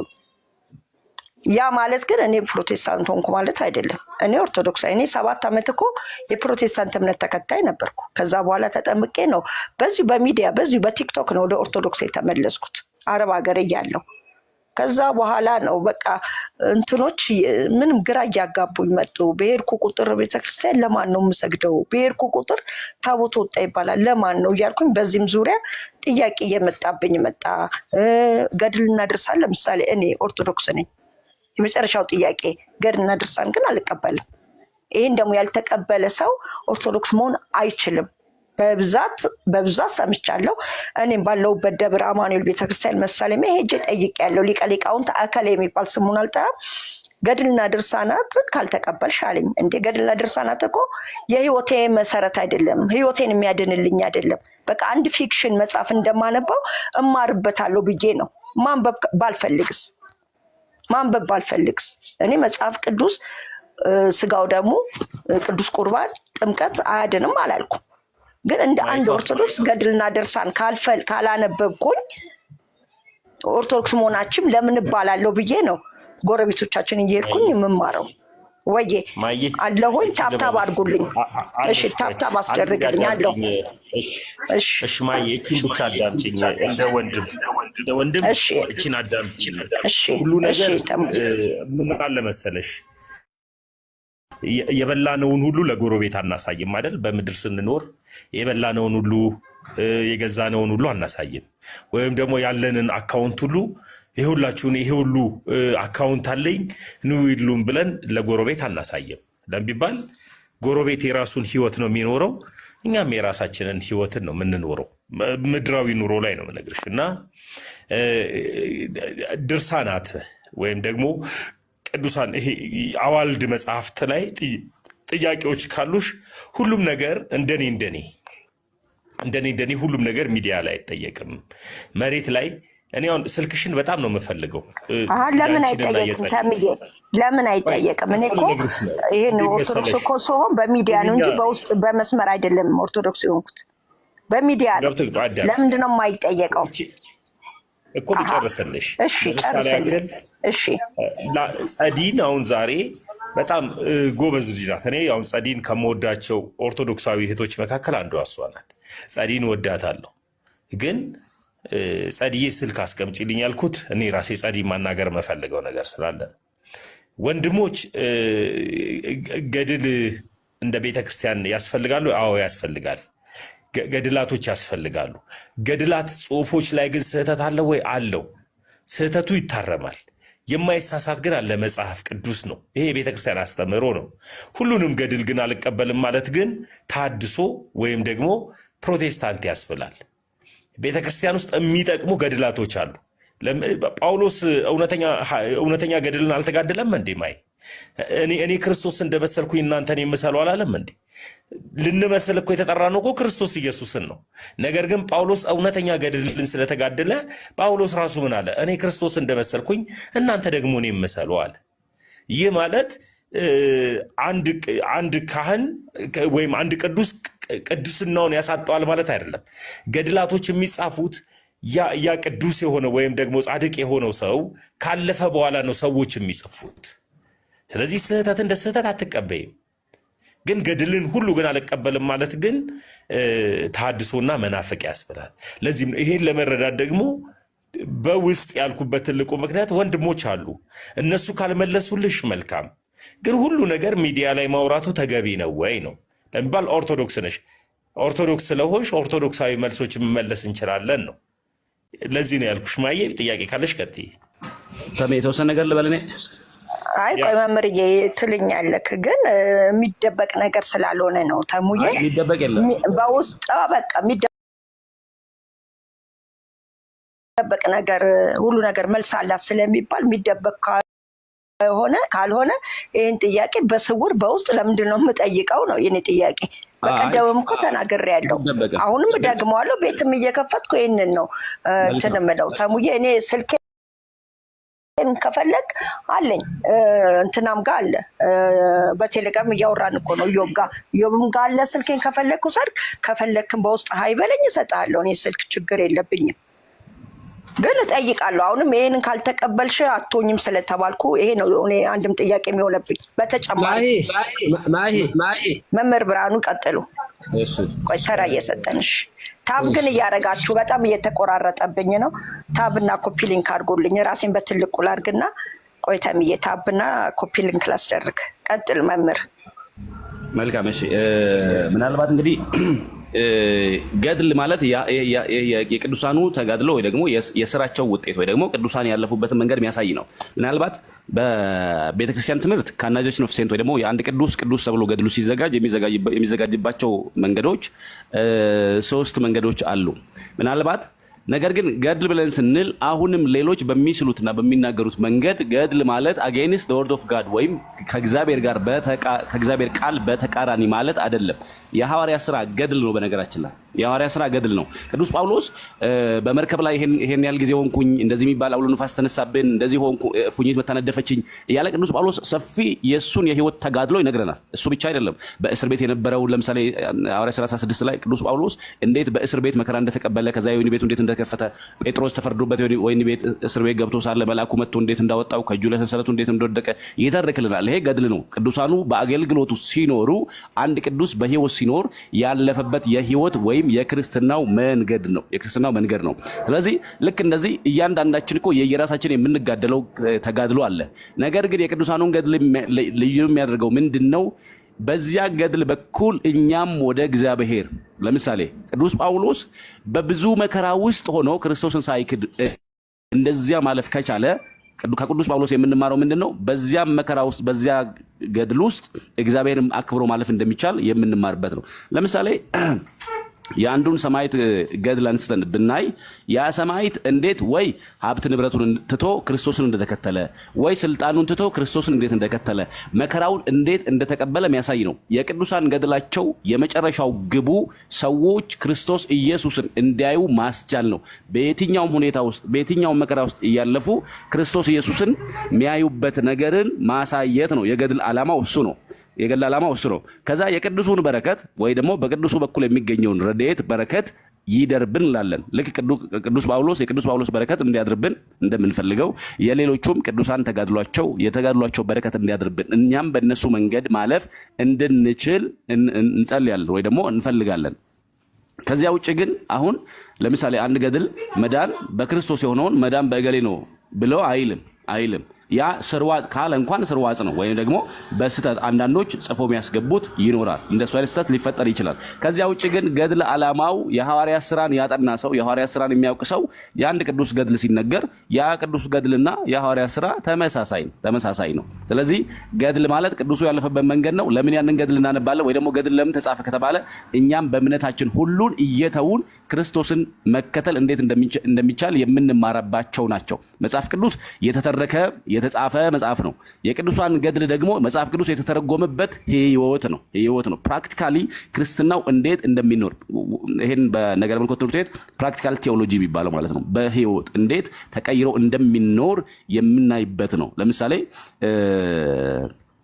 አይን ብታሰናክልህ አንተ አውጣ ጣላት፣ ወይ ደግሞ ሌሎች የመጽሐፍ ቅዱስ ክፍሎች ሲነሱ ቀኝ የሚሰጠውን ግራህ አትይ የሚለው እነዚህ የተነገሩት ትእዛዛትን በህይወት ኖረው ያሳዩን ናቸው። የተገለጡ መጽሐፎች ናቸው። በህይወት የተገለጡ መጽሐፎች ናቸው የቅዱሳን ህይወት ወይም ገድል ማለት ነው። ስለዚህ የቅዱሳኑ ገድል ወደ ክርስቶስ ኢየሱስ በነገር ሁሉ ራሱ ወደሚሆን ወደ ክርስቶስ ኢየሱስ የሚያደርሰን ወይ ደግሞ በቅዱሳኑ ጽናት ውስጥ እንድናልፍ የሚያግዘን የሚረዳን እንጂ የቅዱሳኑ ገድል ከክርስቶስ ኢየሱስ የሚለየን አይደለም። የሚለየነት ገድል እንኳን ካለ ያ ገድል በቤተክርስቲያን ታይቶ የሚታረም ነው። ስርዋጽ ስለሚሆን ሰዎች ጽፎ ሊያስገቡት ስለሚችሉ ማለት ነው። ሐሳቤን ተረድተኛል ማይ?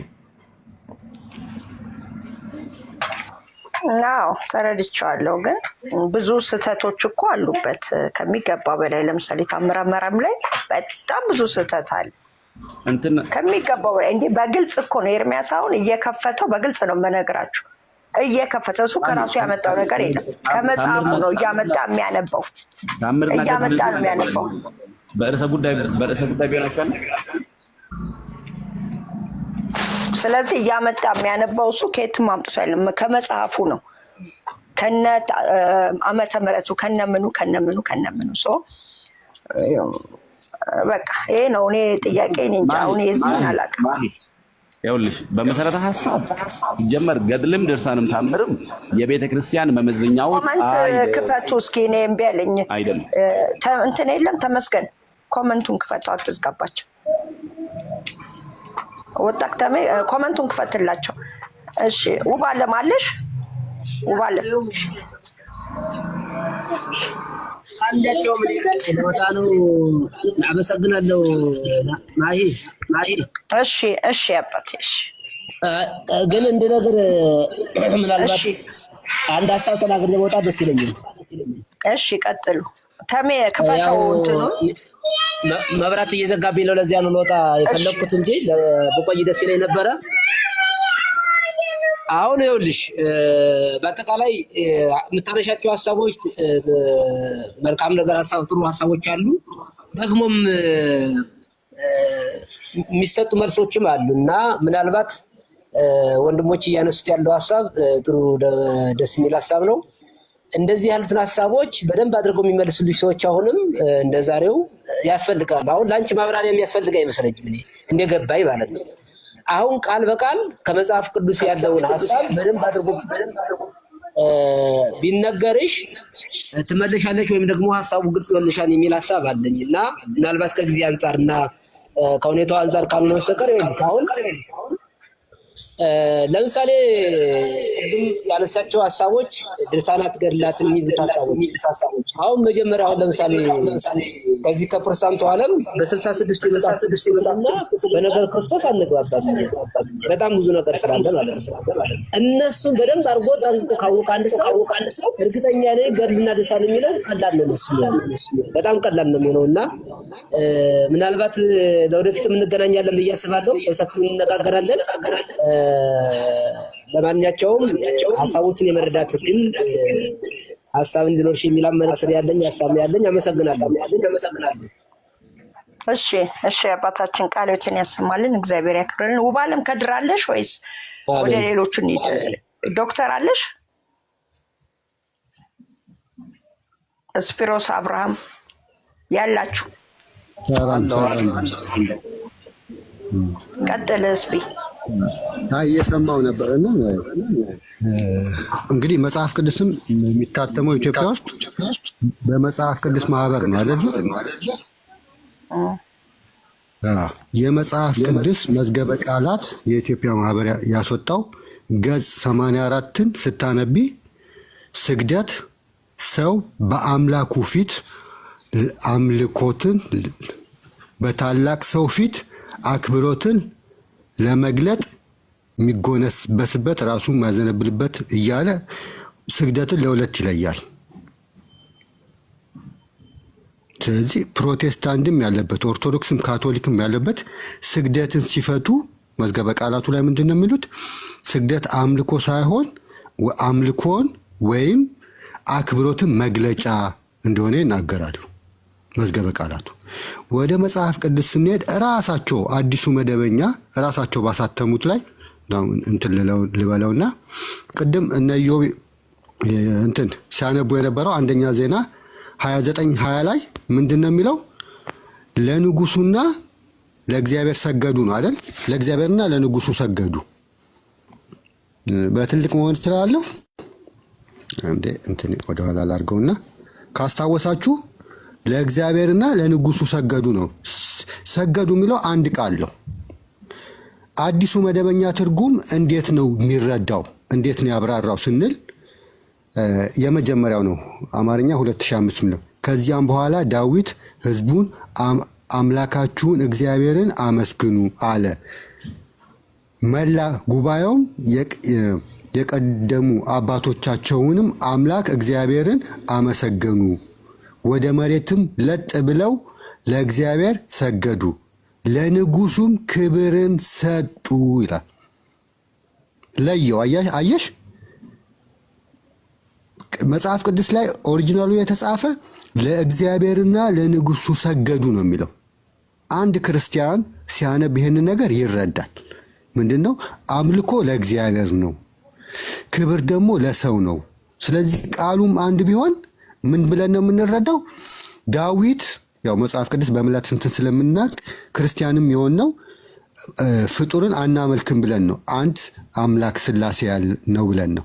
ስለዚህ ለስላሴና ለንጉሱ ሰገዱ ሲባል አንድ ክርስቲያን ምንድን ነው የሚረዳው? እነዚህ ሰዎች እግዚአብሔርን ለማምለክና ንጉሱን ለማክበር ሰገዱ። ይሄንን መዝገበ ቃላት የኢትዮጵያ የመጽሐፍ ቅዱስ መዝገበ ቃላት ገጽ 54 ላይ ማየት ትችላለሽ። ወደ ገድላት ስንመጣ ገድላትን እያነበብሽ የምትሰናከይ ከሆነ ለጊዜው አታንብቢ። መጽሐፍ ቅዱስን አንብቢና በእምነትሽ ስጠነክሪ ከዛ በኋላ ገድላትን ስታነቢ ራስሽ መጽሐፍ ቅዱስ በደንብ ካወቅሽ በኋላ ራስሽ ነው ይሄኛው እንደ መጽሐፍ ቅዱስ አይደለም፣ ይሄ ትክክል ነው፣ ይሄ ትክክል አይደለም እያልሽ ራስሽ ማወቅ ትችላለሽ፣ ስህተትና ስህተት ያልሆነውን ነገር። ስለዚህ አሁን መዝገበ ገድላት የሚያሰናክሉሽ ወይም ማትረጃቸው ከሆነ መጽሐፍ ቅዱስን በደንብ ተማሪ፣ ሚስጥራትን የቤተክርስቲያን አባቶችን አንብቢ። በነገራችን ላይ እምነታችን የሚለካው በገድላት አይደለም፣ በቤተ ክርስቲያን በመጽሐፍ ቅዱስ እና በአባቶች ትምህርት። በመጽሐፍ ቅዱስ ከሌለ አባቶችም ይሄንን ነገር ካላስተማሩ ገድላት ላይ ካለ እኛ በተረዳ ነው አይደለም። በነገራችን ላይ እኛ ተረዳን በሚለው መጽሐፍ ቅዱስንም አንብበን ሌላ ነገር ልንረዳች እንችላለን። ለምሳሌ አሁን ይሄንን አሁን የጠቀስኩልሽን አንብበው ምንድነው የሚሉት? በንጉሱ ፊት ሰገዱ ነው የሚለው። ለንጉሱ አልሰገዱም፣ ንጉሱ ፊት ሆነው ለእግዚአብሔር ሰገዱ ነው የሚለው። ፊት የሚለው በመጽሐፍ ቅዱስ ይህንን በርዕስ መምጣት ፈልጋለሁ። በእግዚአብሔር ፊት ወይም በመላእክት ፊት። ለምሳሌ አንድ ሰው ንስሐ ሲገባ በመላእክት ፊት ደስታ ይሆናል ይላል። ይሄ የቋንቋ ዘይቤ ነው የአይሁዶች። በመላእክት ፊት በእግዚአብሔር ፊት ሲል ከእግዚአብሔር ወይም ከመላእክት በመላእክት ደስታ ሆነ። አንድ ሰው ንስሐ ሲገባ በመላእክት ፊት ሌላ አካል አለ ማለት አይደለም። እራሳቸው መላእክቶቹ ተደሰቱ። እንደዚህም በእግዚአብሔር ፊት ሞገስን አገኘ ሲል ከእግዚአብሔር ሞገስን አገኘ ማለት ነው። ፊት የሚለው ምንድነው የሚያሳየው? ራሱ እግዚአብሔር አካሉ ነው የሚያሳየው። ይሄ የአይሁዶች የቋንቋ ዘይቤ ነው። በሌላ ርዕስ እመጣለሁና ለማሳጠር ያህል ገድላት የሚያሰናክሉሽ ከሆነ መጽሐፍ ቅዱስና የቤተክርስቲያን አባቶች አንብበሽ በእምነት ስትጠነክሪ የእነዚህ አባቶችን ገድል ታነቢያለሽ። ገድል ህይወት፣ በነገራችን ላይ ገድል ማለት እኮ ታሪክ ነው የህይወቶች። ለምሳሌ አሁን ለኢትዮጵያ ተዋጉት አሉ አይደለ? የተዋጉ ሰዎች አሉ፣ ታሪካቸው ይጻፋል። ይሄ ዓለማዊ ነው። በመጽሐፍ ቅዱስ ደግሞ ክርስትናን ተቀብለው ከመከራ ሲደርስባቸው ክርስቶስን ሊያስጥሏቸው ሲል ለአማልክት ስገዱ ሲባሉ ኖ አንሰግድም ብለው ህይወታቸውን በክርስትና መንገድ ይሄዱ ነው። የኛ ጀግኖች መንፈሳዊ ጀግኖች ናቸው። ልክ በዓለማዊ ጀግኖች አሉን አይደለ?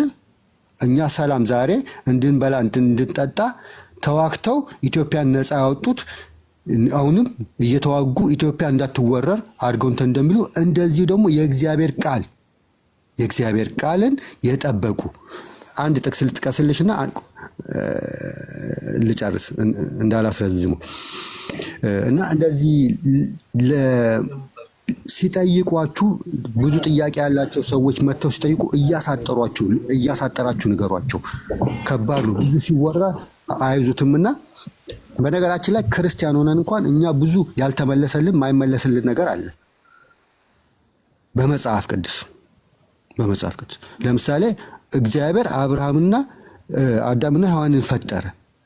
እንደሚወድቁ እያወቀ ለምን ፈጠራቸው? እንደዚህ አይነት ነገር ይመጣብናል። የእግዚአብሔርን ሐሳብ ስለማናቅ ጥያቄ አለን ማለት እምነቱን ጥለን እንሄዳለን፣ ክርስትናን ጥለን እንሄዳለን ማለት አይደለም። እኛ ያልደረስንበት ነገር አለ ብለን እንትን አለ። አይን ያወጣ ስህተት ከሆነ ደግሞ እሱን እናየዋለን። አንደኛ ቆላሳይስ 1:24 ላይ እንደዚህ ይላል።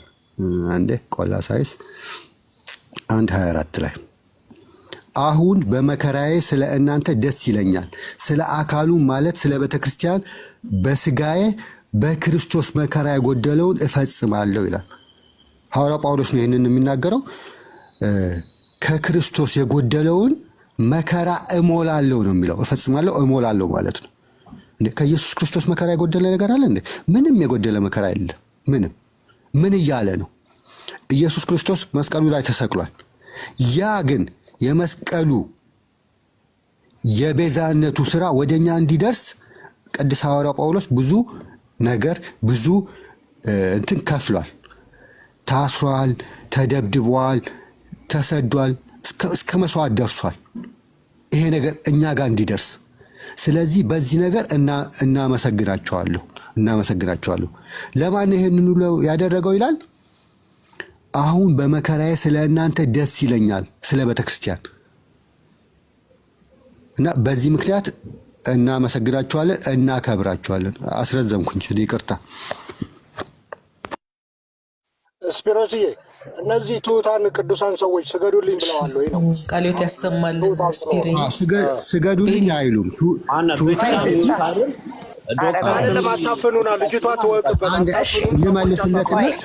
አይ ጥያቄ ሰጣቸዋለሁ። ቆይ አንዴ። አይ ማንም አያስወጣም። ሞዴሬተሮች እንዳታስወጡ፣ እኔ ነኝ ያስገባሁት። ቆይ ስፕርዬ ቃልዮትን ያሰማል። ብቻ አንድ ነገር ልበል ስላስታወሰ። እሺ ቆይ አንድ ጥሩ ነገር ሰርተሻል። እሺ ቀጥሽ። እሺ ትቀጥላለህ ስፕርዬ። እንዳታስወጡ ሞዴሬተሮች። እኔ ሁለቱንም ማስገባት የጀመርኩት አሁን ነው። ይኸው ዶክተር ጠዋት ጀምራ ከጸዲ ቤት ጀምራ ከኔ ጋር ናት። አሁን ነው እኔ ሁለቱንም ፕሮቴስታንትን ማስገባት የጀመርኩት። ስለዚህ ስፕር ይጨርስና ዶክተር የምትዩ ካለሽ ትቀጥያለሽ፣ ከስፒር ቀጥለሽ ከዛ በኋላ ብቻ የሚለው አካውንትም ትቀጥላለህ ከዶክተር ቀጥላችሁ። አሁን ግን ስፒር ቀጥልና የምትለውን ጨርስና ወደ ዶክተር እንሄዳለን። ከዛም ብቻ ይቀጥላል። ብቻ እቀድመዋለሁ ማሂታይ አንድ ነገር ብቻ ልበልና ብቻ ማን ነበር ስሙ? ብቻ የሚለው ካስታወሽ መለጌታ የሚባሉት እዚህ ነበሩ አይደለ? እነ ኢዮብ ሲናገሩ አቆምሽና አክብሯቸው አልሽ። ትልቅ ሰው ናቸው ይከበሩ አልሽ አይደል? ትላልቆች ሰዎች እንከበር አክብሩን ብለው አይደለም እኛ የምናከብራቸው፣ ትልቅ ሰው ስለሆኑ ነው። ትሑታን ስገዱልን ስላሉ አይሉም። ትሑታን እንደዛ አይሉ። ትሑታን ሁሌ ዝቅ ነው የሚያደርጉት። ስትሰግድላቸው ሰላም ስትላቸው እንጂ ለእኔ አይገባም ነው የሚሉት። እንደዛ ስሉ አይገባቸው ማለት አይደለም። ይህንን ነገር አደረግሽ እዛ ቤት ሄደና ስለሳቸው ነበር ሲነገር የነበረው። እንዴት አላከበሯቸውም እያሉ ሲከራከሩ ነበር። እዚህ መጥተው ደግሞ ቅዱሳን አይከበሩ ይላሉ። በጣም የሚገርመኝ ነገር በጣም ሁልጊዜ የኛን አባት አላከበሩም እንዴት እንደዚህ ይናገሯቸዋል ብለው ሲከራከሩ በቃ ሁለተኛ እዛ አንገባም። እዚህ ጋር ግን መጥተው ሲከራከሩ የነበረው ለቅዱሳን ክብር አይገባም ነበር ወገባቸውን ይዘው ሲከራከሩ የነበረው። እና ምን አይነት እንትን እንደሆነ አላቅም። እግዚአብሔር ራሱ ሰውን አክብሮ ነው እኮ የፈጠረው። ያከበሩኝ አከብራለሁ ይላሉ ራሱ እግዚአብሔር። እግዚአብሔር ያከበራቸውን እኛ አናከብርም ብለን ለምንድን ነው የምንከራከረው? አባቶች ደግሞ ሲነኩ እንዴት አላከበራችሁም ብለን ደግሞ መልሰን እንከራከራለን። ቅዱሳን ሲነሱ ደግሞ የሥላሴ ማደሪያ የሆኑት ቃሉን የጠበቁት በሕይወታቸው አይከበሩ ደግሞ ብለን እንከራከራለን። ይሄ ከምን መንፈስ ነው የሚመነጨው የሚለውን ለራሳችሁ ተዋሉ። አመሰግናለሁ። ቃልዮት ያሰማልን። ስፒር ያው ሁሉም ነገር ግልጽ ነው። እስካሁን ብዙ ተምረናል። ስግደት ለቅዱሳን እንደሚገባ ተምረናል። ለአምላካችን ለእግዚአብሔር የአምልኮ ስግደት፣ ለቅዱሳን የአክብሮት ወይም የጸጋ ስግደት እንደምንሰግድ ተማምረናል። አሁን ምንድን ነበር የማሂ ዋና ጥያቄ? ምንድን ነው የምንለየው? እንዴት ነው የምንለየው ያለችው ነው። ለቅዱሳንም ለእግዚአብሔርም አንድ ስግደት ስንሰግድ በምንድን ነው የምንለየው ያልሽው ነገር ነበርና እነዮባም መልሰውታል። ኢንቴንሽኑ ነው የሚለያየው። አንደኛ ዜና ምዕራፍ 29 ቁጥር 20 ላይ ለእግዚአብሔርና ለንጉሱ ሰገዱ ይላል። ያቺ አንድ ስግደት ለሁለቱም ነው የተሰጠችው። ግን ሰዎቹ ሲሰግዱ ለዳዊት የአክብሮት ነው የሚሰግዱት፣ ለእግዚአብሔር አምልከውት ነው የሚሰግዱት። አምልኮት አምላክነቱን እያሰቡ። ኢንቴንሽን ማለት ምን መሰለሽ ማሂ? ለአንድ ነገር ያለሽ እሳቤ ማለት ነው። ለምሳሌ ስለ እኔ ስታስቢ ሐኪም ናት ልትይ ትችያለሽ። ለምሳሌ ለእግዚአብሔር ስትሰግጂ አምላኬ ነው እያልሽ ታስቢያለሽ ማለት ነው። ኢንቴንሽን ወይም ሀሳቡ የሚባለው እሱ ነው። ለቅዱስ ሚካኤል ስትሰግጂ የእግዚአብሔር መልአክ ነው፣ እግዚአብሔር ያከበረው መልአክ ነው ብለሽ እያሰብሽ። ስግደቱን የሚለየው አክሽኑ፣ አጎነባበስሽ፣ አወራረድሽ አይደለም፣ ውስጥሽ የምታስቢው ነገር። አሁን ንግስ ለማንገስ ስትሄጂ ስትሰግጂ ስግደቱን ማሰብ ያለብሽ ምንድን ነው? እስከ ዛሬ እንዲህ ነው ማስበው ካልሽ ያው ያሰብሽው ነገር ልክ አይደለም ስትሰግጂ ማለት ነው። ሚካኤልን ብቻ እያሰብሽ የምትሰግጂ ከሆነ። ነገር ግን እኛ ወደ ቤተክርስቲያን ንግስ ስንሄድ የምናስበው ፈጣሪ ኢየሱስ ክርስቶስ ሆይ ጉልበት ሁሉ ለአንተ ይንበርከክ እንደተባለ አምላክነትን አምነን እንሰግዳለን እንላለን። የሚካኤል ከሆነ ከዛ ቅዱስ ሚካኤል ቅዱስ መልአክ ሆይ እናከብርሃለን ብለን እንሰግዳለን በልባችን። ይሄ ነው ኦርቶዶክሳዊ እሳቤው። ከዚህ ውጭ ካለ እሳቤ የየግለሰቡ የተሳሳተ እሳቤ ነው ማለት ነው እህቴ። ሌላው ነገር ቅዱሳን ቁጥራቸው ውስን አይደለም። ከዚህ በኋላ የሚመጡ እልፍ ቅዱሳን ይኖራሉ። እስከዛሬም ያሉ እኛ ማናቃቸው በጣም እልፍ ቅዱሳን ይኖራሉ። ዕብራውያን 12 ላንብብልሽ እና ስለ ቅዱሳን ምን ያህል እንደሆኑ እዛ ላይ ይገልጻልና።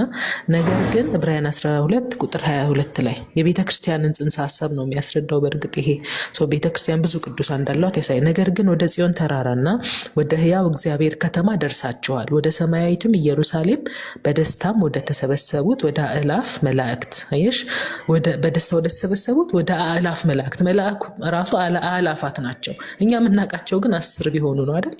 በጣም ትንሽ ናቸው። እነዛ ሁሉ ክብር ይገባቸዋል እኮ አእላፋቱ። እኛ ግን አናቃቸውም።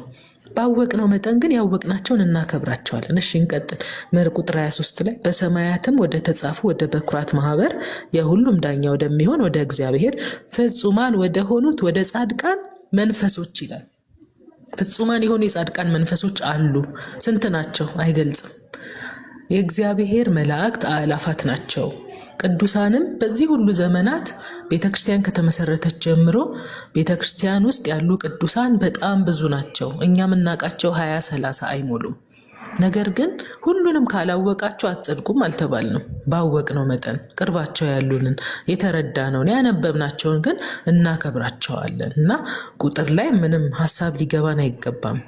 አላፉን 1000 10,000 እነዚህን ሁሉ ካላወቃችሁ ኦርቶዶክስ አትባሉም የሚለን የለም። ያወቅናቸውን ቤተክርስቲያን ስንሄድ ያወቅናቸውን በጽሁፍ ያወቅናቸውን በኑሮ ያወቅናቸውን ግን ልናከብራቸው ግድ ይለናል። ማን ነው የሚያስገድደን? እግዚአብሔር። መቼ? መጽሐፍ ቅዱስ ክብር ለሚገባ ሁሉ ክብርን ስጡ ነው። በቃ ይሄ ነው ያለው ነገር ማህዬ። ሌላው ገድላት ላይ ያነሳሹ ነገር ገድላት ቀጥታ የሚነበቡ ነገሮች አይደሉም። አጻጻፋቸው ሜዲቫል ፔሪድ ላይ የተጻፉ ጽሁፎች በሙሉ ወጣ ያለ ከኛ አነጋገር ዘዬ ለየት ያሉ እና ያንን ለመረዳት ደግሞ እነሱን መጽሐፍት በጣም ብዙ ያነበበ ሰው መሆን አለበት። ያንን ትርጉሙን ራሱ ለመረዳት አንዳንድ ነገሮች ላይ ማለት ነው። ይሄንን መረዳት ያስፈልጋል እና ስናነባቸው ቤተክርስቲያን ምን ብላ ነው የምትፈታው የሚለውን መጠየቅ ያስፈልጋል። ሁለተኛ ነገር ደግሞ ገድላትን ስናነብ ደግሞ እነሱን መጽሐፍት በጣም ብዙ ያነበበ በረከት ሚውት አድርግ በርየ ሚውት አድርግ አንዴ ገድላትን ስናነብ በምን እሳቤ ነው የምናነበው የሚለው ጀነራል አጠቃላይ ነገር ልንገርሽና ላብቃ ማለት ነው። ገድላትን ስናነብ ዲያቆን ያረጋል አበጋዝ መድሎተ ጽድቅ በተባለ መጽሐፋቸው ላይ እንደገለጹት ስለ መዳን አስተምሮ ካስተማሩ በኋላ ገድላት ላይ ያለው ከመዳን ጋር የሚያያዙ እንትኖች ጽሁፎችን እንዴት እናያቸዋለን የሚለውን ሲገልጽ ማለት ነው። ገድላት ላይ ያሉ ነገሮችን በዶግማ መነጽር ነው የምናያቸው። ኦኬ፣ መጀመሪያ ዶግማችንን ለመዳን ያላትን መሰረታዊ ቤተክርስቲያን ትምህርት ካወቅን በኋላ ገድላትን የምናነበው በዛ መነጽር ነው። ለምሳሌ ይሄንን ነገር ያደረገ የዘላለም ህይወት ያገኛል የሚል ነገር ካለ ገድላት ላይ ኦኬ፣ ይሄን ነገር ማድረግ የዘላለም ህይወት የሚሰጥ ከሆነ የቱ ጋር ነው የመዳን አስተምሯችን ይሄ ነገር የሚገባው? የትኛው ስቴፕ ላይ ነው የሚገባው የመዳን አስተምሮታችን ላይ? ለምሳሌ በእኛ ቤተክርስቲያን ድህነትን መፈጸም አለ። አንድ ሰው አምኖ ተጠምቆ ከዳነ በኋላ ያንን ድህነት ማስቀጠል አለበት። በዛ ሂደት ውስጥ ያንን በሚያስቀጥልበት ሂደት ውስጥ የቅዱሳን ጸሎት ያግዘዋል ለመዳን ማለት ነው። ይሄ ደግሞ ዝም ብላ ቤተክርስቲያን ያመጣችው ነገር አይደለም። ዕብራውያን ምዕራፍ 1 ቁጥር 14 ላይ ላንብብልሽ። ሁሉ መዳንን የወርሱ ዘንድ ስላላቸው ለማገዝ የሚላኩ መናፍስት አይደሉምን ይላል። መላእክት ለመዳን እንድንወርስ ያግዙናል። በምንድን ነው የሚያግዙን? መተው እየሰሩልን አይደለም። ያው መላእክት በጸሎታቸው ነው የሚያግዙን። ማራቸው፣ እድሜ ስጣቸው፣ መዳናቸው እንዲፈጽሙ እርዳቸው፣ ወደ መልካም ነገር እንዲሄዱ እርዳቸው እያሉ ይጸልዩልናል። ስለዚህ ያንን መላእክት ብናስብ፣ ያንን ቅዱስ ብናስብ እኛን ወደ መዳን መንገድ እንገባ በጸሎታቸው ያግዙናል። ስለዚህ ገድላትን ስናነብ እነዚህ ነገሮች ከአእምሯችን ውስጥ መጀመሪያ መሰረታዊውን ነገር እያነበብን ካለን ከመሰረታዊ አስተምህሮ ጋር እያነጻጸርን በዛ እይታ ነው የምናያቸው የሚለውን ያዢ። እንደገና አንዳንድ የጸነኑብሽ ደግሞ ትርጉም የሚሹ ነገሮች ካሉ መምህራንን ጠይቂ። የግድ በውስጥ መሆን የለበትም። በላይቭም መጠየቅ ትችላለሽ። ግን የምትጠይቂው ሰው ማን ነው? መጽሐፍቶቹን በደንብ ያጠና ሰው መሆን አለበት። እግዚአብሔር ይስጥልኝ። በርቺ። እሺ፣ ተባረክ ዶክተርዬ፣ እግዚአብሔር ያክብርሽ። ጥያቄ ነበር ለዶክተር ተናስተልኝ እድል ስጥ። ቆይ እሺ፣ እንሰጣለን። እሺ፣ ቆይ ማን ነው የቀደመው? እጅ አውጣ። ጥያቄ ነበረኝ። አሁን ዶክተር አብርሃም ነው፣ ከዛ እኔ ነኝ። ማየ አብርሃም ነው፣ ከዛ እኔ ነኝ። አዎ እውነት ነው። አብርሽ ነክ አብርሽ ከየት ቤተ እምነት ነክ? ከየት ቤተ እምነት ነክ? አሬትን ያሰማል። እኔ ኦርቶዶክስ ነው። እሺ፣ ታብና ምን ብሎ አብርሃም ነው የሚለው ምንድን ነው? አንተ ደግሞ አብርሃም የተዋህዶ ልጅ ነው እንዴ? በደንብ አብርሃም የሚለውን ይመጣል። ታብና ኮፒ ሊንክ አድርጉልኝ። እየተቆራረጠ ነው። እሺ፣ ሀሳብ ነው ያለክ? ጥያቄ ነው ያለክ? ተጨማሪ ሀሳብን ለሌላም ሰው ያው ማለት መለሱልሽ ላይ ትንሽ የሆነች ነገር ብዬ እወጣለሁ። ችግር የለውም። ብዙም አልቆይም። እሺ፣ እንዳላፍንክ። እሺ፣ አመሰግናለሁ። ዶክተር ስንዱስ በጣም የማከብርሽ እህቴ፣ ቃለ ሕይወትን ያሰማልን፣ ረዥም እድሜ ይስጥልን። በእውነት በሚገባ በሚጣፍጥ አንደበት ተናግረሻል። እናመሰግናለን በጣም። እሺ ማሂ፣ ያው በመጠየቅሽ በጣም ደስተኞች ነን። ለምን ብዙዎች የጠፉት ባለመጠየቅ ነው እና አንቺ ደግሞ ስለጠየቅሽ እግዚአብሔር አምላክ ያክብርልን። ግን ስትጠይቂ ጥያቄ ጠያቂ ብቻ ሳይሆን መልሱንም ለመቀበል ዝግጁ መሆን ያስፈልጋል። ለምን ብዙ ጊዜ አሁን ጥያቄ ከአንድ ሳይድ ብቻ ተይዞ የጠያቂው አካል መጽሐፍ ቅዱሳዊ ነው ወይስ አይደለም የሚለውን ሚዛናዊ ማድረግ ያስፈልጋል። ለምን የሆነ ነገር ተቃውሞ ሲመጣ ዝም ብሎ ለመቃወም ብቻ ስላመጡት ወይ የራሳቸውን ሀሳብ የሆነ ሎጂክ ነገር ይዘው ያንን ሀሳብ ስላመጡ ያንን ሀሳብ ይዘን ዝም ብለን አይ እነሱ ልክ ናቸው ማለት ሳይሆን መጽሐፍ ቅዱሳዊ ቢያንስ ማለት ነው ለአንቺ ባይረግጥልሽም ሐሳቡ ግን ወደ መጽሐፍ ቅዱሱ ቢሄድልሽና ያንን ሐሳብ የሚደግፍልሽ ከሆነ ያ መጽሐፍ ቅዱሳዊ ነው ማለት ነው። አንቺ ወደ መጽሐፍ ቅዱሱ ነው እንጂ መሄድ ያለብሽ የሆነ ሰው መጥቶ የሆነ ነገር ስላለሽ የእሱን ሐሳብ ብቻ ይዘሽ እንትን ማለት አይደለም። አሁን ለምሳሌ ቅድም ስትይ የነበረው ምንድነው ያው ከመጀመሪያው ስከታተል ስለነበረ እንዴት በቅዱሳን ስም ዝም ብለን በቃ ታቦት እየተቀረጸ ምን እየተባለ ለነሱ እንሰግዳለን ነው የሚል ሐሳብ ነው የተነሳው። ይሄ መጽሐፍ ቅዱሳዊ ነው ወይ? አዎ መምህር ብርሃኑም ቅድም መልሰውታል። ትንቢተ ኢሳይያስ ምዕራፍ 56 ቁጥር 4 ላይ ያለውን ቃል አንስተው ማለት ነው። እዛ ላይ ምን የሚል ቃል ነው የምናገኘው? እግዚአብሔርም እንዲህ አለ፣ ሰንበቴን ለሚጠብቁ ደስ የሚያሰኘኝንም ነገር ለሚመርጡ ጃንደረቦቼ በቤቴና በቅጥሬ ውስጥ ከወንዶችና ከሴቶች ልጆች ይልቅ የማይጠፋ የዘላለም ስምን መታሰቢያ ለዘላለም እሰጣቸዋለሁ አለ። ስለዚህ ይህንን የፈቀደ ማን ነው? እግዚአብሔር ነው ማለት ነው። የዘላለም ስም ማለት ምን ማለት ነው? ከወንዶችና ከሴቶች ልጆች ይልቅ አለ። እኔ አሁን ለምሳሌ ሴት ልጅ ወንድ ልጅ ቢኖረኝ የኔ ልጅ በእኔ ስም ይጠራል። ቀጥሎ ደግሞ እስከ ቅድመ አያት ምናምን ድረስ ሊጠራ ይችላል። ከዛ በኋላ ግን አይጠራም። ለምን? እየተረሳ ይሄዳል ማለት ነው። ስሙ እየወጣ ይሄዳል። ነገር ግን የቅዱሳን ደግሞ እንደዛ አይደለም አምላክ የፈቀደው ማለት ነው። የማይጠፋ በቤቴ ውስጥ ነው ያለው፣ የማይጠፋ የዘላለም ስም አለ።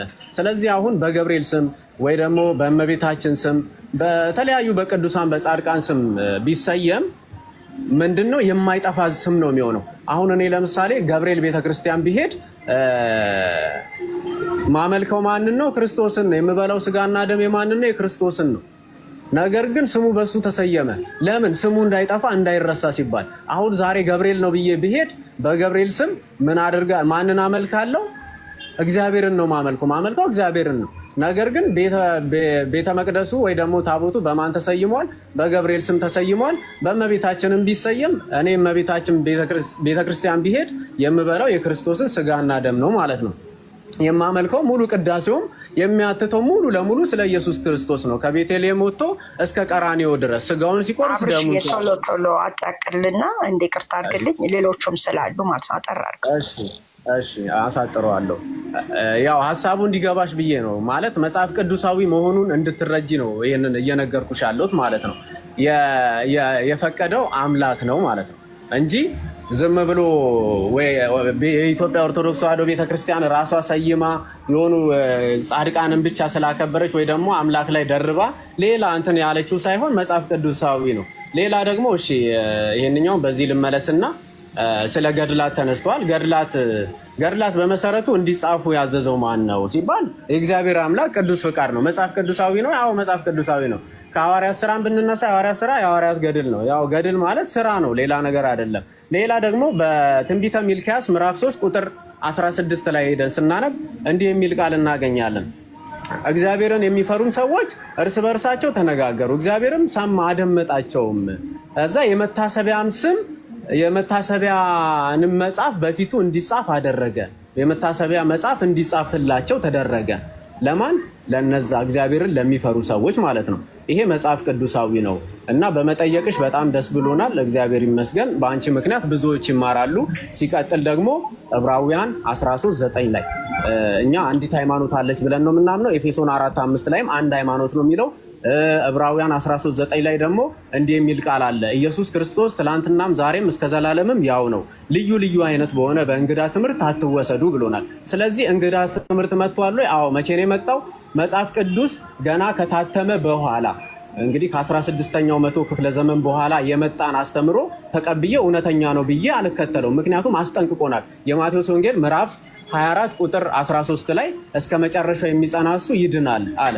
በዛው ላይ ደግሞ የማቴዎስ ወንጌል ምዕራፍ 24 ቁጥር 4 ላይ ማንም እንዳያስታችሁ ተጠንቀቁ ብሎናል።